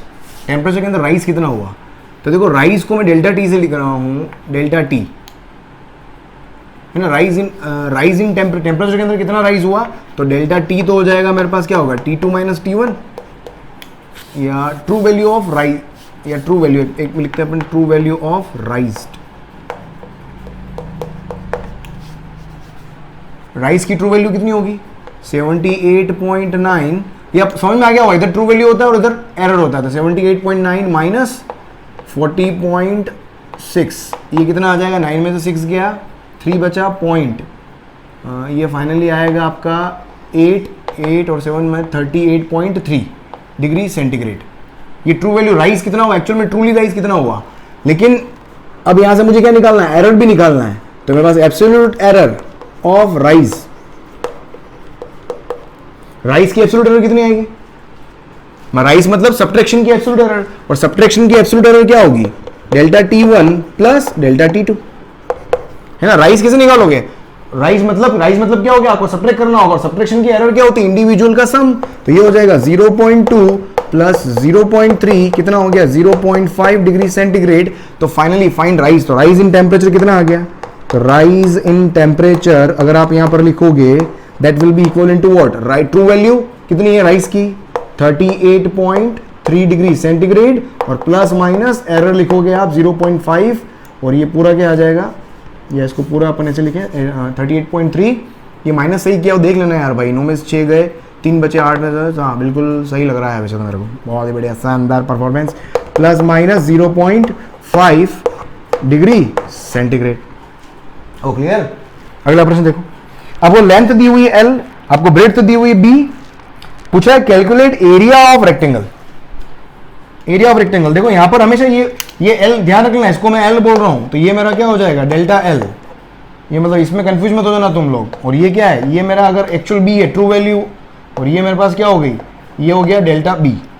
अब ये बोल रहा है कैलकुलेट एरिया ऑफ रेक्टेंगल। अब एरिया ऑफ रेक्टेंगल का मतलब मुझे क्या मालूम करना है, मुझे मालूम करना है area plus minus delta A, ये वाली वैल्यू मुझे मालूम करनी है। एरिया ऑफ रेक्टेंगल तो क्या होगा ट्रू वैल्यू, तो ट्रू वैल्यू मतलब ट्रू वैल्यू को मल्टीप्लाई कर लो एरिया को, तो L इंटू बी, तो L कितना है 5 और B कितना है 6, तो ये हो जाएगा 5 मल्टीप्लाइड बाय 6, ये हो जाएगा 30, अगर मीटर में दिया हुआ है तो मीटर स्क्वायर, सेंटीमीटर दिया हुआ है क्या, तो सेंटीमीटर स्क्वायर। ये मेरे पास क्या आ गया एरिया, ये मेरे पास एरिया की ट्रू वैल्यू आई है। अब मुझे डेल्टा ए निकालना है, तो मेरे पास यहाँ पर क्या है, अब यहाँ पर मैं अगर मैं एरिया लिखूं तो एरिया इक्वल्स टू क्या हो गया L इंटू बी हो गया। प्रोडक्ट के अंदर मेरे पास क्या डायरेक्ट डेल्टा ए नहीं निकलता है, तो प्रोडक्ट में क्या लिखूंगा, प्रोडक्ट के अंदर एरर कैसे निकाली जाती है, delta A upon A equals to delta L upon L plus delta B upon B, ये प्रोडक्ट। तो यहां से देखो क्या आ गया, तो डेल्टा ए अपॉन ए की वैल्यू क्या आएगी, डेल्टा एल अपॉन एल, तो डेल्टा एल हो गया 0.1 upon delta L upon L upon 5 plus ये कितना है 0.2 है ना, 0.2 अपॉन 6, 0.2 अपॉन 6, तो फाइनली देखो कितना आ गया, ये इसका हो जाएगा 6 दूनी 12, 6 6 30, तो ये हो जाएगा 0.6 प्लस ये हो गया 1, 6 पंजे 30, 1, तो ये हो गया मेरे पास 1.6, ये हो जाएगा 1.6 बटा 30, ये हो गया डेल्टा ए अपॉन ए। मुझे डेल्टा ए चाहिए, तो डेल्टा ए इक्वल्स टू हो जाएगा 1.6 अपॉन 30 मल्टीप्लाइड बाई ए कितना आया देखो यहाँ पर, तो 1.6 अपॉन 30 इंटू ए कितना आया मेरा 30। भाई साहब मजा आ गया था यार, कट गया। कितना हो गया मेरे पास ये 1.6, तो बस यहाँ से मेरे पास क्या है, तो फाइनल आंसर कितना हो गया, आंसर आपका क्या आ जाएगा a प्लस माइनस डेल्टा है। a कितना है, a आ गया 30 और एरर कितनी हो गई प्लस माइनस 1.6। ये कितना, कैलकुलेशन देख लेना भाई, कैलकुलेशन देख लेना, ये हो गया सेंटीमीटर स्क्वायर। हो प्रभु प्रभु प्रभु प्रभु, ठीक है, तो ये हो गया मेरे पास, तो a plus minus delta area निकल गया अपने पास। अगला प्रश्न देखिए, अरे क्लियर। अगला देखो, if percentage error in measurement of length, percentage error in measurement of length and acceleration due to gravity are 2% and 3%। मतलब देखो क्वेश्चन में क्या दिया हुआ है, मेजरमेंट ऑफ लेंथ मतलब delta L upon L relative error into 100, इसकी value दी हुई कितनी 2। परसेंटेज एरर ऐसे तो लिखते हो आप, रिलेटिव एरर मल्टीप्लाइड बाय 100, और जी के अंदर भी एरर, तो delta G upon G multiplied by 100, और ये कितना दिया हुआ है 3%, ये परसेंटेज में दिया हुआ है 3। इसने बोला find percentage error in time period of simple pendulum. Time period of simple pendulum क्या होता है भाई, टी इक्वल्स टू होता है 2 पाई रूट एल अपॉन जी। देखो यहां से मैं क्या, इसको क्या लिख सकता हूं मैं, T equals to 2 pi L की पावर हाफ जी की पावर माइनस हाफ, या इसको नीचे डिनोमिनेटर में लिखो आप। पावर हमेशा पॉजिटिव ही लेते हैं अपन हमेशा, अगर आपको याद हो, या ऊपर ही लिखो ताकि आपको याद भी रहेगा। पावर भले नेगेटिव आ जाए लेकिन नेगेटिव साइन कहीं नहीं होता है, ध्यान रखें एरर के अंदर। तो देखो यहां से मैं डेल्टा टी में परसेंटेज एरर निकालनी है, मुझे पूछा ना इसने फाइंड परसेंटेज एरर, तो डेल्टा टी अपॉन टी, मेरे को रिलेटिव एरर निकाल रहा हूं पहले मैं, तो इसका डेल्टा टी अपॉन टी क्या आएगा, कांस्टेंट। कांस्टेंट का कोई रोल नहीं होता है जब भी आपको रिलेटिव एरर निकालना होता है, क्योंकि रिलेटिव में क्या होता है रेशो, और जब रेशो निकालोगे तो डेल्टा टी में भी 2 पाई आएगा और टी में भी 2 पाई आएगा, तो 2 पाई कैंसिल हो जाएंगे हमेशा। तो फाइनली मेरे पास क्या है, सिर्फ प्रोडक्ट रहने दो, जो वेरिएबल है उसको देखो आप, तो 1/2 delta L upon L plus 1/2, negative नहीं आएगा क्योंकि नीचे ये पावर नीचे लेके जाओ, कितनी जी की पावर हाफ। कई बार क्वेश्चन में ऊपर नेगेटिव में पावर दे देते कंफ्यूज करने के लिए, तो पावर जो होगी वो मैग्नीट्यूड आएगा यहाँ पर हमेशा पावर का, तो 1/2 डेल्टा जी अपॉन जी। बस यहां से कर लो आप। अब दोनों तरफ 100 से मल्टीप्लाई करूंगा मैं, मल्टीप्लाइड बाय 100 इक्वल्स टू, इसको भी 100 से मल्टीप्लाई करोगे तो ये वाली वैल्यू आएगी देखो, तो 1/2 delta L upon L into 100, उसकी वैल्यू कितनी दे रखी 2, प्लस ये वाला क्वेश्चन तो आप बहुत अच्छे से कर लेते हो, 1/2 और डेल्टा जी अपॉन जी की वैल्यू इंटू 100 की वैल्यू कितनी रहेगी 3, तो ये फाइनली आपके पास कितना आया 3 + 2, ये हो गया 5/2, ये कितना हो गया मेरे पास 2.5% आई थिंक, सही है क्या, है ना। 3 + 1, ओहो 3 + 1 4 होता है, नहीं सही तो है 3 + 2, अरे मेरे पाँव में कहाँ फंस रहा है भाई बार बार, तो या देख लो 1 + 1.5 2.5 होता है ना। चलो 2.5% क्या हो गई, आगे मेरे पास टाइम पीरियड के अंदर एरर, क्लियर। अगला देखो, to find value of G using simple pendulum, time period 2.00 second and effective length L = 1.00 metre were measured. Time period ये मेजर किया गया, इफेक्टिव लेंथ ये मेजर की गई। इसने बोला फाइंड मैक्सिमम एरर इन जी, जी के अंदर मैक्सिमम एरर कितनी आएगी वो मुझे निकालनी है। मतलब मुझे क्या निकालना है, डेल्टा जी मालूम करना है। देखो अब मेरे पास टाइम पीरियड का फॉर्मूला ये था, मैं यहां से जी क्या लिख सकता हूं, देखो जी का फॉर्मूला क्या बनेगा, जी का फॉर्मूला, जी उधर ले जाओ और टी इधर, दोनों तरफ स्क्वायर कर दिया, तो जी उधर ले जाओ तो इधर को फाइनल देखो क्या आएगा मेरे पास 4π² L square upon, sorry L तो अंदर ही है, L अपॉन T²। ये शायद समझ में आ गया होगा आपको, है ना। जी और L की पावर तो सिंगल ही रहेगी, जी उधर आ गया 4π² L अपॉन T², ये आ गया। अब मुझे डेल्टा जी निकालना है, तो डेल्टा जी तो निकलता नहीं क्योंकि इससे मेरे पास क्या निकलेगा, डेल्टा जी अपॉन जी निकलेगा। तो यहां से देखो डेल्टा जी अपॉन जी निकाल लेते हैं अपन, तो डेल्टा जी अपॉन जी कांस्टेंट का कोई मतलब नहीं है, क्या आएगा delta L upon L plus 2 delta T upon T. अब देखो यहाँ पर मुझे डेल्टा एल और डेल्टा टी नहीं दिए हुए हैं, मुझे डेल्टा एल और डेल्टा टी नहीं दिए हुए हैं। जब भी क्वेश्चन के अंदर डेल्टा एल और डेल्टा टी नहीं दिए हुए हो, आप क्या करो, वो जो भी वैल्यू दी हुई है, जो ट्रू वैल्यू दी हुई है, उसके लिस्ट काउंट वहां पर यूज करो आप। ये लिस्ट काउंट अभी मैं आगे बात करूंगा, अभी लिस्ट काउंट मतलब minimum possible value that can be measured by any observation. जैसे ये ऑब्जर्वेशन 2.00 सेकंड का है, तो यहां से मुझे मिनिमम कितनी वैल्यू मेजर हो सकती है? 0.01 सेकंड। इस पे मिनिमम 3 डिजिट पे मिनिमम वैल्यू कितनी लिख सकता हूं मैं? 0.01। 3 डिजिट पे मिनिमम वैल्यू कितनी लिख सकता हूं मैं? 0.01। तो डेल्टा एल और डेल्टा टी यहां पर क्या हो जाएंगे? उसके क्या बोल रहा हूं मैं? लिस्ट काउंट, उसके क्या? List count. तो देखो डेल्टा एल, तो यहां पर डेल्टा एल का यहां से क्या आ जाएगा मेरे पास? इसको यहां से लिखोगे आप, तो यहां से डेल्टा एल की वैल्यू मेरे पास कितनी आएगी? इसको देखते हुए डेल्टा एल आएगा मेरे पास 0.01, ठीक है। और यहां से मेरे पास डेल्टा टी की वैल्यू आएगी, और यहां से डेल्टा टी की वैल्यू जो आएगी वो कितनी आएगी? वो भी 0.01 आएगी। ये शायद समझ में आ गया होगा, ठीक है। तो बस यहां पर रख दो, तो 0.01 divided by 1 plus 2 into 0 time period की वैल्यू 0.01 डिवाइडेड बाय 2.00, इसको लिख लो आप 1.00, 2.00, 2 से 2 कैंसिल, तो ये फाइनली आ जाएगा 1, तो नीचे 1 ही है, तो ये आ जाएगा 0.02। ये आ गई डेल्टा जी की वैल्यू। ये क्या आया मेरे पास? 0.02 जो आया है, ये आया मेरे पास डेल्टा जी अपॉन जी। अब देखो यहां से जी क्या निकाल सकता हूं? जी होगा मेरे पास, जी का फॉर्मूला क्या है? ये रहा जी, तो जी की वैल्यू होगी 4 पाई स्क्वायर हो गया मेरे पास 10 इंटू एल मेरे पास कितना है? एल मतलब ट्रू वैल्यू कितनी है मेरे पास? 1.00, और टाइम टी की ट्रू वैल्यू कितनी है? 2.00 का स्क्वायर। ये यहां से 4 से 4 कैंसिल हो गया, तो फाइनली जी की वैल्यू कितनी आ गई? 10। जी की ट्रू वैल्यू कितनी आ गई? 10। तो डेल्टा जी अपॉन जी जो आया था वो कितना आया था? 0.02 आया था ना, 0.02 आया था। ये रहा डेल्टा जी अपॉन जी 0.02 आया था, और जी उधर मल्टीप्लाई होगा, तो फाइनली डेल्टा जी कितना आ गया? ये 10 से मल्टीप्लाई हो जाएगा, तो यहां से मेरे पास डेल्टा जी की वैल्यू आ जाएगी 0.02 multiplied by 10, that is what? 0.2 metre पर सेकंड स्क्वायर। ये मेरे पास क्या आ गया? एरर आ गई, मैक्सिमम एरर। अगर ये बोलता है कि भाई फाइनल जी को लिखो, तो कैसे लिखते हैं अपन? जी प्लस माइनस डेल्टा जी लिखते हैं, तो वो हो जाता 10 प्लस माइनस 0.2 हो जाता। अगर ये बोलता है 10 प्लस माइनस परसेंटेज में लिख के बताओ, तो 10 प्लस माइनस 0.2 अपॉन 10, मतलब 10 प्लस माइनस पॉइंट, नहीं, हाँ सही बोला मैं, समझ गया ना यार? समझ जाओ यार, परसेंटेज एरर क्या है? डेल्टा जी अपॉन जी निकाल लो, ये रहा, इसको 100 से मल्टीप्लाई करो, कितना हो गया? 2% का एरर हो गया। तो 10 प्लस माइनस 2% लिखते हैं अपन इसको। चलो अगला और क्वेश्चन देखो क्या होगा। W1 दे रखा है, W2 दे रखा है, आपको निकालनी है परसेंटेज एरर इन W1 upon W1 minus W2। देखो इसके अंदर परसेंटेज एरर निकालनी है, इसको मैं x मान लेता हूँ, एक काम करते हैं, एक्सप्रेशन को मैं बोल देता हूँ x, ठीक है। मतलब x के अंदर परसेंटेज एरर निकालनी है, मतलब मुझे क्या निकालना है? लास्ट में 100 से मल्टीप्लाई कर लेंगे बस, और क्या है?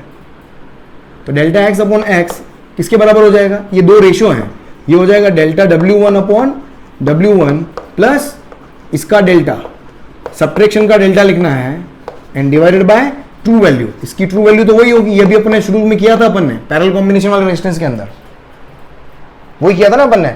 अब यहां से देखो क्या होगा, तो delta x upon x equals to क्या हो गया? Delta W1 upon W1 plus, अब देखो यहां पर एक मिस्टेक नहीं करनी, ये मेरे पास क्या है? सब्ट्रैक्शन का एब्सोल्यूट एरर है ऊपर, और सब्ट्रैक्शन का एब्सोल्यूट एरर क्या होता है? Delta W1 plus delta W2 ही तो होता है, अपॉन W1 माइनस W2, बस ये मिस्टेक नहीं होनी चाहिए। सब्ट्रैक्शन का भी सेम ही होता है। अब बस यहां पर वैल्यू पुट कर दो यहां से, तो डेल्टा W1 अपॉन W1, तो डेल्टा W1 ये रहा, W1 ये रहा, तो ये हो जाएगा W राइट में एब्सोल्यूट एरर, लेफ्ट में ट्रू वैल्यू, तो 0.5 divided by 8 plus delta W1 0.5, delta W2 0.5, 0.5 delta W1, delta W2 0.5, अरे यार 22, हाँ नहीं ठीक है ना, अपॉन W1 माइनस W2, ये हो गया 8 माइनस 6, मेरे को लगा इनफाइनाइट हो गया। तो देखो 0.5 अपॉन 8 प्लस ये हो गया 1/2, तो ये फाइनली कितना आ गया यार? इसको जोड़ ले, जोड़ बाकी मेरे को नहीं आती यार भाई, बहुत टफ है यार, बहुत टफ हो गया। तो पॉइंट हटा लेते हैं यार, 80 हो गया, एलसीएम ले लूँ, 80 एलसीएम आ गया भाई साहब, 5 प्लस इधर क्या हो गया 40, अब थोड़ा अच्छा लग रहा है, 45 डिवाइडेड बाय 80, 5 9 जा 9/16, ये हो गया 9/16। अब मुझे क्या निकालनी है, परसेंटेज एरर निकालनी है। तो परसेंटेज एरर इक्वल्स टू क्या हो जाएगा, डेल्टा अपॉन x इंटू 100। तो ये हो जाएगा 9/16 इंटू 100। क्या है, परसेंटेज में एरर आ गया, लिख लो जल्दी से, लिख लो इसको। चलो राइट गाइस, तो ये अपना एरर्स था। अब अपन बात करते हैं, अपन इंस्ट्रूमेंट्स की बात करते हैं। आपका एक वर्नियर कैलिपर्स है और दूसरा स्क्रू गेज है। स्क्रू गॉज बोल रहे, स्क्रू गेज बोलते हैं, पता नहीं कहाँ सब लोग उलझे हुए हैं गॉज गेज में।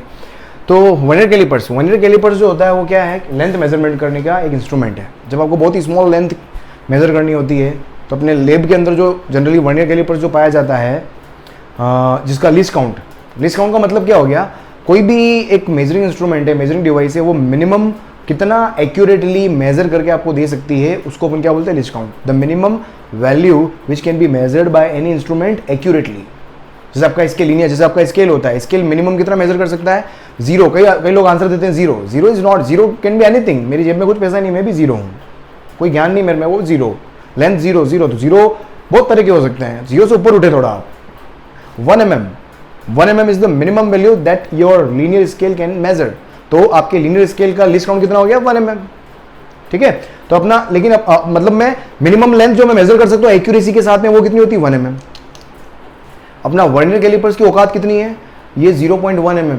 मतलब आपका स्केल का जो 1 mm है ना, उसकी लेंथ देख लो कितनी है, उसका भी 1/10 ये मेजर कर लेता है। और जब स्क्रू गेज पे जाओगे तो उसका 100th पार्ट। मतलब कितने खतरनाक डिवाइसेस है, इतनी छोटी छोटी लेंथ मेजर कर लेते हैं। वाओ, चल देखा होता क्या है, ऐसा फोटो आपने देखा होगा, अरे यार मेरे पास शायद आया था, हाँ है ना, ये शायद कोशिश करूंगा दिखाने की, है ना। ये अपना क्या हो गया, ये अपना वर्नियर है ना, वर्नियर कैलिपर्स है, ऐसा कुछ दिखता है ये। ठीक है, ये वर्नियर कैलिपर्स होता है। इसके ऊपर अगर आप देख पा रहे होंगे, है ना, तो इसके ऊपर ये अपना क्या होता है, मेन स्केल। ये मेन स्केल दिख रहा है आपका, ये सेंटीमीटर में एक्चुअल जो अपना स्केल होता है वैसे ही होता है। इसका खांचा खोलोगे आप, ये से खुलता है। कोई भी चीज़ लेंथ मेजर करनी, इसके बीच में फंसा दो। मैं मार्कर को, मैं सपोज इसकी लेंथ मेजर करना चाहता हूँ, क्या करना है, इसको इसमें फंसा दो, इसको इसके बीच में फंसा दो। ये फंसा दिया मैंने, ठीक है, इसके बीच में सपोज फंस गया, मान लो यार फंस गया यार, फंस नहीं रहा है तो ये जितना खुलेगा वो उसकी रीडिंग होगी, वो कितना खुला। अभी एग्जैक्ट में यहाँ पर देखो कितना खुला, तो एटलीस्ट यहाँ पर अगर देख पा रहे होगे ये कितनी वैल्यू है, ये कुछ 8 सेंटीमीटर मुझे दिखाई दे रही है। अभी एग्जैक्ट नहीं बता रहा हूं मैं, तो जितना खुलेगा अब उसे रीड कैसे करना है वो मुझे देखना है। तो इसके बारे में पहले कुछ चर्चा कर ले अपन, होता क्या क्या है। तो इसके अंदर ये दो क्या होते हैं, फिक्स्ड जोज होते हैं। इनको क्या बोलते हैं अपन, फिक्स्ड जोज। ये क्या होते हैं, मूविंग जोज। ये तिके तिके जो है ना, ये मूविंग जोज है क्योंकि मूव कर सकते हैं। ये इसका एक टिणका होता है इसकी टंगड़ी होती है, ये मेटेलिक स्ट्रिप होती है, इसको कुछ भी बोल लो आप। ये मेन स्केल हो गया, इसके अंदर छोटी सी खिड़की है, खिड़की के अंदर देखो छोटे छोटे से और यहाँ पर देखो डिवीजन दिख रहे हैं आपको, ये दिख रहे हैं, शायद आप देख पा रहे होंगे, छोटे छोटे डिवीजन दिख पा रहे होंगे आपको। मेरे लाल देख ले यार, दिखा क्या, पता नहीं चल का पड़ रहा होगा, पता नहीं क्या। ये छोटे छोटे डिवीजन जो है, इसको बोलते हैं अपन वर्नियर डिवीजन्स। इसको क्या बोलते हैं अपन, vernier scale divisions, vernier division. और इसको बोलते हैं वर्नियर स्केल। इसमें टोटल 10 डिवीजन होते हैं, ये छोटे छोटे दिख रहे हैं, ये 10 डिवीजन होते हैं। और इस पे अपना नॉर्मल स्केल की तरह डिवीजन होते हैं, ठीक है। अब एक्चुअल में होता क्या है, अब हर वर्नियर स्केल का एक लिस्ट काउंट होता है, हर इंस्ट्रूमेंट का लिस्ट काउंट होता है। इसका लिस्ट काउंट कैसे निकालोगे, इसके लिस्ट काउंट का फॉर्मूला क्या होता है, 1 मेल स्केल डिवीजन में से 1 वर्नियर स्केल डिवीजन को सब्ट्रैक्ट कर दो। स्टैंडर्ड फॉर्मूला, डायरेक्ट फॉर्मूला, ये कभी भी याद मत करना। अभी बताऊं, जो 0.1 mm बताया अपना, जो ये वर्नियर स्केल है, इसका लिस्ट काउंट कितना है, 0.1 mm। बट ये स्टैंडर्ड, ये जनरली लैब के अंदर आप करते हो, बट कई बार आपके एग्जाम के अंदर क्वेश्चन जो होता है वो 0.1 mm वाला पूछते नहीं है, गधड़े हो, कंफ्यूज कर देते हैं। सिंपल फॉर्मूला ध्यान रखो कि 1 main scale division minus 1 vernier scale division, 1 main scale 1 MSD minus 1 VSD।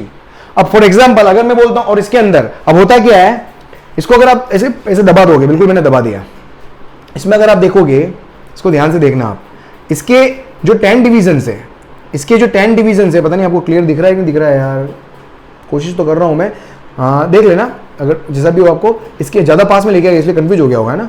इसके जो 10 डिवीजन हैं, ये मेन स्केल, ऊपर जो मेन स्केल है उसके 9 डिवीजन से कॉन्साइड कर रहा है। वर्नियर के 10 डिवीजन पूरा मैंने पैक कर दिया, वर्नियर के 10 डिवीजन जो है वो मेन स्केल के 9 डिवीजन से कॉन्साइड कर रहे हैं। समझ में आ रहा है? तो हमेशा मेन स्केल का एक कम डिवीजन हमेशा कॉन्साइड करता है, ऐसा होता है।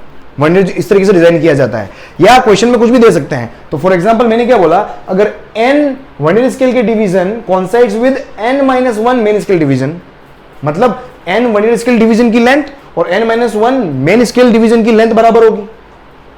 इसको क्या करोगे यहां से, अब यहां से मैं क्या करूंगा, अब मुझे लिस्ट काउंट निकालना है तो क्या कहते हैं 1 MSD माइनस 1 VSD, यहां से 1 VSD कितना हो जाएगा n-1 अपॉन n नीचे ले लो, उस 1 VSD को यहां रखो, उस 1 VSD को यहां रखो तो लिस्ट काउंट आएगा 1 upon n main scale division, 1 upon n main scale division.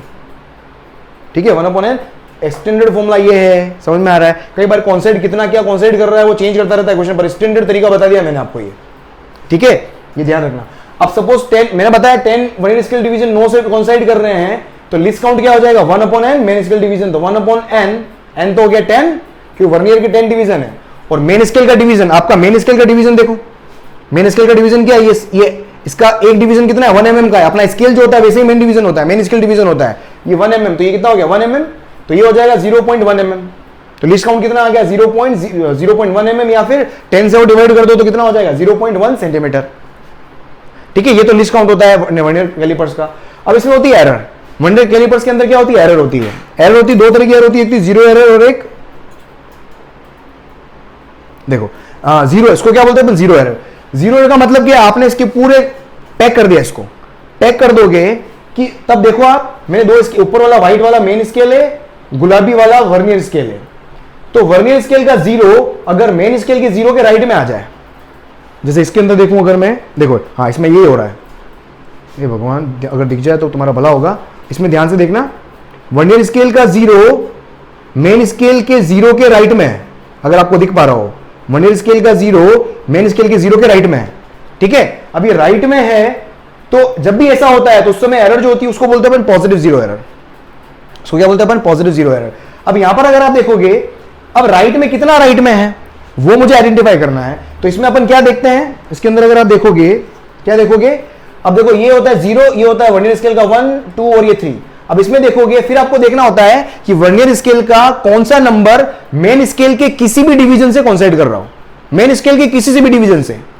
तो देखा आपने क्या देखा कि वर्नियर स्केल का जो 2 है ये मेन स्केल के डिवीजन से क्या कर रहा है कॉन्साइड कर रहा है, ऊपर मेरे को कॉन्सेंट्रेट नहीं करना है मेन स्केल के कौन से डिवीजन से कॉन्साइड कर रहा है अभी एरर फाइंड आउट करने के लिए, तो सेकंड डिवीजन से कॉन्साइड कर रहा है। ठीक है, तो 2 ऑफ वर्नियर स्केल कॉन्साइड्स, तो जीरो एरर क्या हो जाएगी 2 मल्टीप्लाइड बाय क्या कर दो आप लिस्ट काउंट, 2 कितना 2 मल्टीप्लाइड बाय 0.1 mm क्या हो गया लिस्ट काउंट हो गया, तो 0.2 mm क्या हो गई पॉजिटिव जीरो एरर हो गई। ठीक है, अब देखो यहां पर अपन देखने की कोशिश करें, यहां पर देखो कितनी हो रही है, यहां पर आप देखने की कोशिश करना क्योंकि बहुत ध्यान से देखना पड़ता है। फर्स्ट इसमें फर्स्ट मतलब कौन कितना कितना क्लोज कॉन्साइड कर रहा है, आपको तो कॉपी में दिया हुआ होगा इतना कॉन्साइड कर रहा है उतना क्लियरली, यहां पर देखने की कोशिश करना आप। इसमें देखो फर्स्ट आपको कॉन्साइड होता हुआ दिखेगा वर्नियर का, शायद देख पाओ आप, अगर आपको दिख पाए तो वर्नियर का फर्स्ट और सेकंड दोनों कॉन्साइड कर रहे हैं, लेकिन फर्स्ट और सेकंड में से भी ज्यादा क्लोज जो है वो क्या है सेकंड नंबर का कॉन्साइड कर रहा है।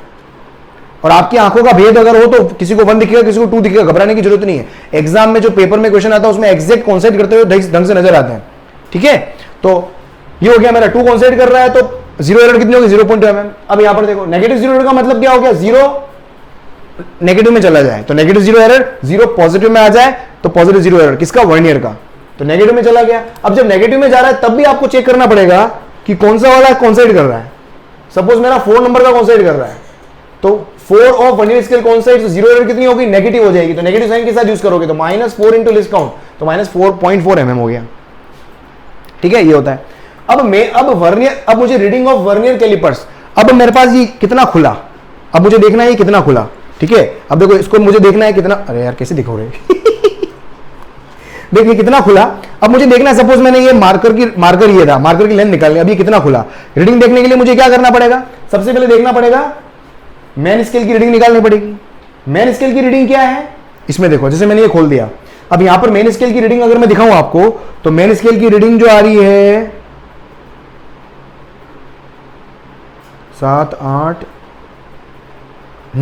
देखो इसके अंदर मेन स्केल की रीडिंग किसको बोलेंगे अपन, मेन स्केल की रीडिंग उसको बोलेंगे कि वर्नियर स्केल का जीरो मेन स्केल पे कहां पर है, वर्नियर स्केल का जीरो मेन स्केल पे कहां पर है, तो वर्नियर स्केल का जीरो मेन स्केल पे कहां पर है वो देखना है। तो देखो इसके अंदर देखो, इसके अंदर देखना कि वर्नियर स्केल का जीरो ये वर्नियर स्केल का 0 ये रहा, ये मेन स्केल के देखो कहां पर है, ये इधर चल रहा है 7, फिर बीच में कहीं 8 आ गया, फिर ये 9 आ गया है, मतलब 8 और 9 के बीच में कहीं है, ये 8.5 है, फिर 8.6, देखो 8.6 और 8.7 के बीच में है, अगर आपको थोड़ा दिख रहा हो 8.6 और 8.7 के बीच में है, ठीक है, वापस चेक लूं मैं, हाँ 8.6 और 8.7 के बीच में है ना, तो 8.6 के बीच में, तो आपको मेन स्केल की रीडिंग क्या लेनी है, मेन स्केल की रीडिंग क्या है, main scale value left to 0 of vernier scale, तो 0 के वर्नियर स्केल के 0 के लेफ्ट में क्या है, 8.6 है, 8.6 है,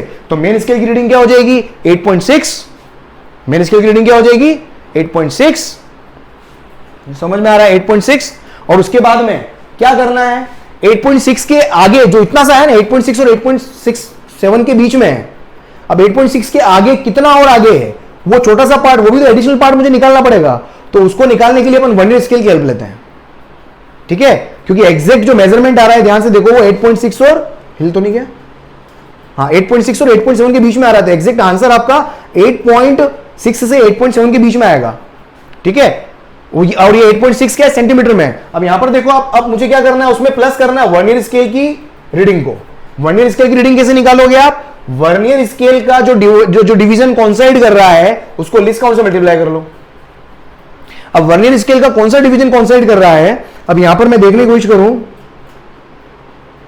1 2 3,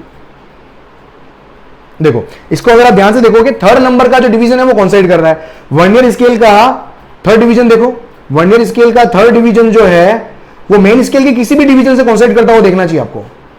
सबसे लेफ्ट से राइट देखते हुए जाओ, जो वर्नियर स्केल का थर्ड डिवीजन जो है वो कॉन्साइड कर रहा है मेन स्केल के साथ, लाइन टू लाइन आ रहा है, सबसे क्लोज कॉन्साइड देखना है आपको। वर्नियर स्केल का पता नहीं कहां से आपको क्लियर दिखे, पोस्ट कर लेना उस हिसाब से, ठीक है।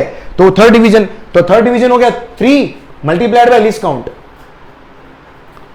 अब देखो ये सेंटीमीटर में, तो लीस्ट काउंट को भी सेंटीमीटर में ही मल्टीप्लाई करना, मतलब 3 को मल्टीप्लाई करोगे 0.01 से तो कितना हो जाएगा 0.03, तो कितना हो गया 8.6 प्लस 0.03 कितना हो गया 8.63 सेंटीमीटर। और एरर, अगर मैं जीरो एरर अगर मेरे पास इतनी है तो जीरो एरर को क्या करना, फाइनली जीरो एरर को क्या करना, पूरी रीडिंग में से माइनस करना है। तो 8.63 माइनस 0.2 mm है ये, तो 0.02 सेंटीमीटर को माइनस करोगे तो 8.61 will be the final reading, will be the final reading. I think आपको समझ में आया होगा ये, है ना। देखो एक और एग्जांपल लिया मैंने यहां पर, ये मेन स्केल जा रहा है, मेन स्केल के वहां पर वर्नियर स्केल का 0 जो है वो कहां है, यहां पर है अभी, देखो यहां पर है अभी, अब यहां पर है, इसका मतलब देखो क्या है, अब इसमें फॉर्मूला में वैल्यू रख रहा हूं, रीडिंग क्या हो जाएगी मेन स्केल की रीडिंग। मेन स्केल की रीडिंग मतलब वर्नियर स्केल के 0 के लेफ्ट में देखना है आपको, वर्नियर स्केल के 0 के लेफ्ट में देखना है, कितना है ये, कितना है ये मेन स्केल की रीडिंग हो गई, तो ये 5.123, तो ये हो जाएगा 5.3 सेंटीमीटर, ये सेंटीमीटर में ध्यान रखना, प्लस अब यहां पर वर्नियर का कौन सा कॉन्साइड कर रहा है, ये कॉन्साइड नहीं कर रहा है, ये भी नहीं कर रहा है, ये कर रहा है, देखो 3 वाला कॉन्साइड कर रहा है, तो जो कॉन्साइड कर रहा है वो नंबर लिखो और मल्टीप्लाइड बाय लीस्ट काउंट से मल्टीप्लाई करो। लीस्ट काउंट कितना है सेंटीमीटर में 0.01, ये लीस्ट काउंट हो गया, ठीक है, ये हो गया। और जीरो एरर कितनी दी हुई है 0 पॉइंट, ये पूरा हो गया, इस पूरे में से फिर माइनस कर दो क्या 0.02, अगर पॉजिटिव जीरो एरर है तो बस यहां से कितना हो गया ये 0.02 mm, एक मिनट 0.02 सेंटीमीटर है ना, सेंटीमीटर सॉरी, मैंने सब जगह 4 mm, हाँ ठीक है। तो यहां से देखो कितना हो गया, तो ये हो गया 0.03, तो ये हो जाएगा 5.3 के अंदर 0.3 जोड़ोगे तो 5.33 आएगा, माइनस 0.02 करो तो ये फाइनली आ जाएगा आपका 5.31 सेंटीमीटर आंसर। ये होगी रीडिंग मेरे पास, ठीक है, एरर के साथ में। कई बार क्वेश्चन के अंदर एरर नहीं दी हुई होती तो घबराना मत, बस ये जेड हट जाएगा, जीरो एरर हट जाएगी वहां से, तो ये फॉर्मूला हो जाएगा मेरे पास। चलो जल्दी से नोट कर लो, करें नेक्स्ट करें। नेक्स्ट आपके पास क्या है, स्क्रू गेज। स्क्रू गेज ऐसे कुछ होता है ना, देखा होगा आपने, ये अपना स्क्रू गेज फोटो जो मैंने बना रखा है, समझ पा रहे होंगे, दिख रहा है फोटो। स्क्रू गेज के अंदर मेरे पास होता क्या है, जो भी चीज़ है आपको, मतलब जो भी चीज़ आपको मेजर करनी है, लेंथ मेजर करनी है, बीच में फंसा दो, यहाँ पर गैप के अंदर फंसाओ, इसको टाइट कर दो, ये सिंपल फंडा है, ठीक है स्क्रू गेज का।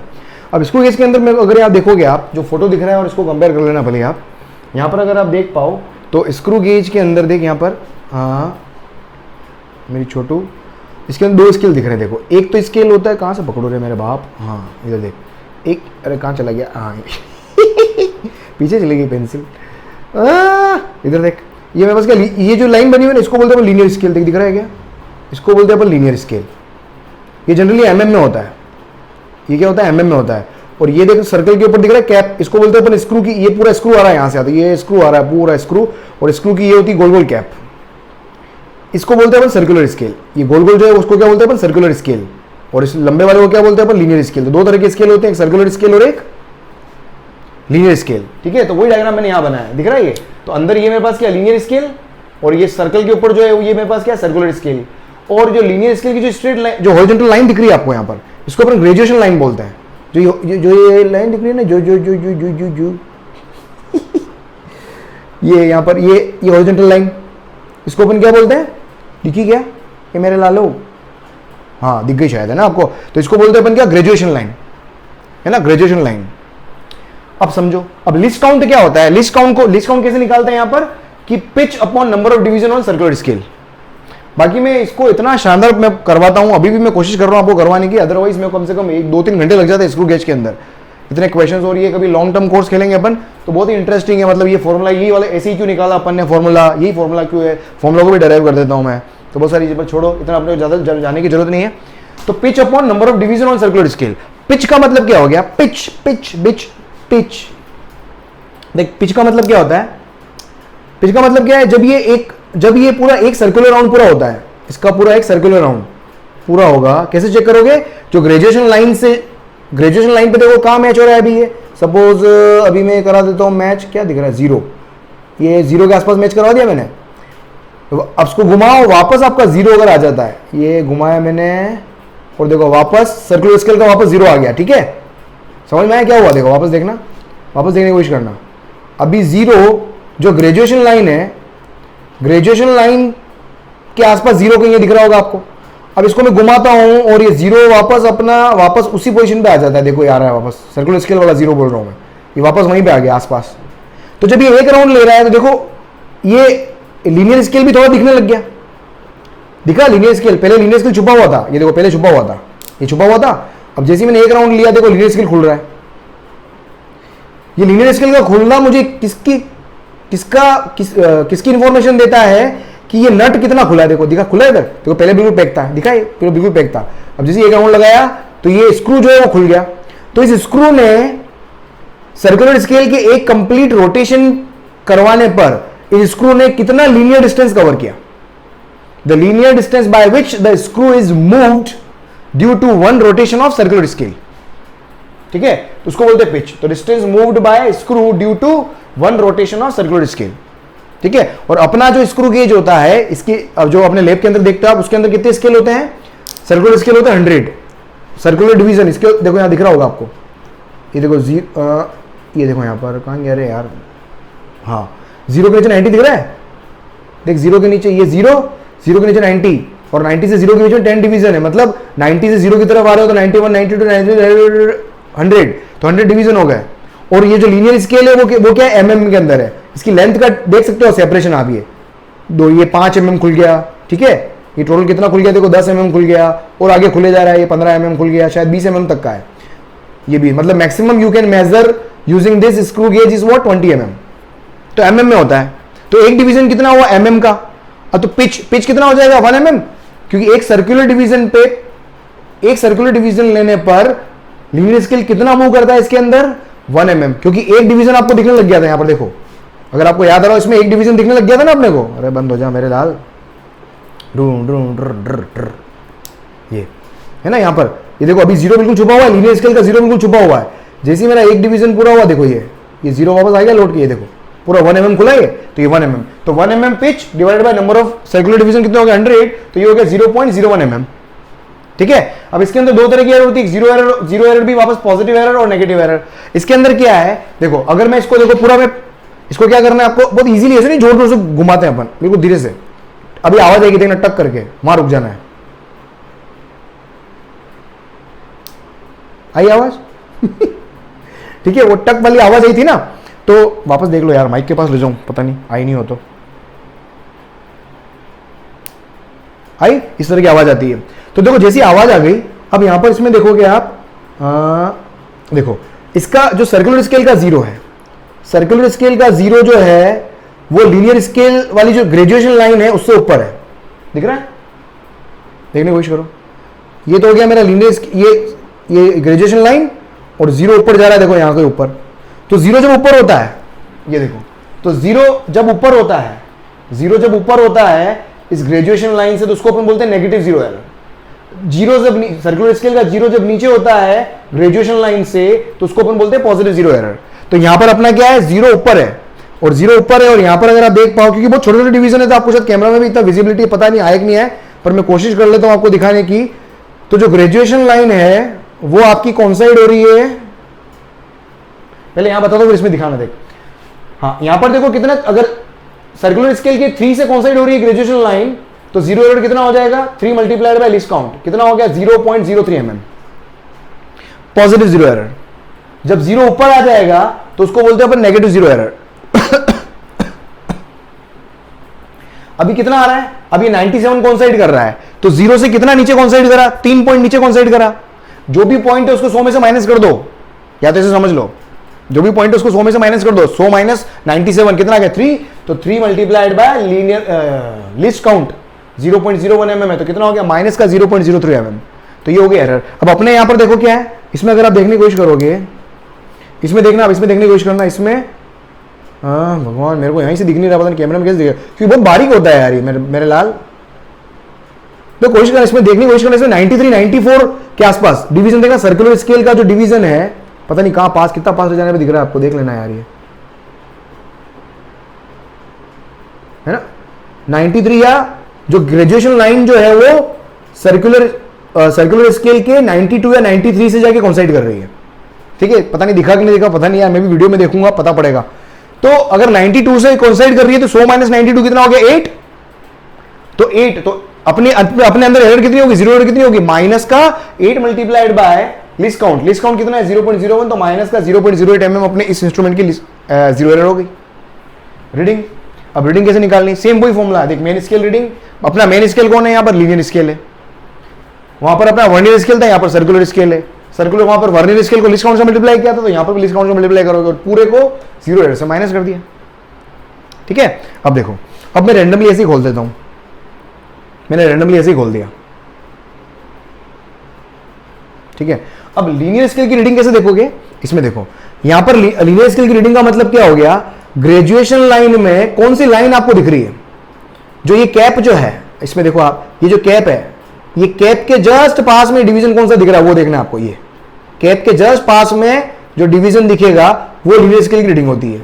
कैप के जस्ट पास में या सर्कुलर स्केल के जस्ट पास में जो डिवीजन दिख रहा है, कितना दिख रहा है, 6 mm वाला डिवीजन दिख रहा है, 6 mm, देखो कितना दिख रहा है, 6 mm दिख रहा है ना, 6 5 नहीं 6, 5 और 6 के बीच में है, तो क्या सॉरी 6 और 7 के बीच में है ना, 5 6 और 6 और 7 के बीच में बाउंड्री आ रही है, तो लेफ्ट में लेना है, सर्कुलर स्केल के लेफ्ट में, जैसे वहां वर्नियर स्केल के जीरो के लेफ्ट में लिया था ना, यहां पर सर्कुलर स्केल के लेफ्ट में लेना है। तो देखो, division of linear scale left to circular part, समझ में आ रहा है इसका लिखने का मतलब क्या, left to circular part plus circular scale. अब सर्कुलर स्केल कौन साइड, अब सर्कुलर स्केल कौन सा कौन साइड कर रहा है, ये भगवान उठा ले, बहुत टफ है।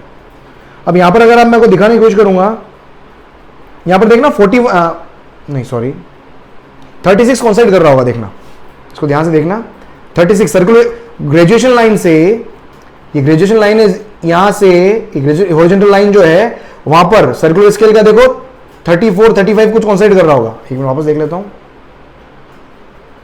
36 कौन साइड कर रहा है, पता नहीं दिखा कि नहीं दिखा कैमरे में, पता नहीं, इतना पतला, इतना कैमरा इतना रिजोल्व कर पा रहा है कि नहीं कर पा रहा है, क्योंकि बहुत पास डिस्टेंस होती है ना, बस मैंने कोशिश करी है, पता नहीं अब मेरे को भी पता नहीं आपको दिखा नहीं दिखा, बता दूं मैं 36 वाला क्या कर रहा है, कौन साइड कर रहा है, तो क्या आ जाएगा, 6 और 7 के बीच में था, तो 6 प्लस कितना 36 इंटू ये mm में, तो ये भी mm में डालो 0.01, मतलब कितना हो गया 0.36 हो गया, 36 इंटू ये तो 0.36, तो ये हो गया 6 प्लस 0.36 हो गया, और जीरो एरर मेरे पास कितनी थी इसकी, कितनी थी, माइनस का 0.08 थी, तो यहाँ माइनस का 0.08 हो जाएगा। तो 6.3x में से माइनस 0.08 सब्ट्रैक्ट करोगे तो 6.28 mm will be the final reading. समझ में आ गया? देखिए यहाँ पर एक और एग्जांपल लिया मैंने, इसमें देखो इसमें क्या हो रहा है। हाँ, अब इसमें देखो ये अपनी ग्रेजुएशन लाइन हो गई ओरिजेंटल। अब इसमें क्या दिया हुआ है, जीरो एरर दी हुई है आपको माइनस 0.06 mm। अब रीडिंग निकालनी है, देखो तो रीडिंग इक्वल्स टू क्या होगा, सबसे पहले लीनियर स्केल की रीडिंग, ये लीनियर स्केल, ये सर्कुलर पार्ट आ गया, सर्कुलर पार्ट के जस्ट पास में क्या है, क्या दिख रहा है, तो ये 5 है, ये 6 हो गया, 7, मुझे 7 दिख रहा है, तो ये क्या है 7 mm आ गया।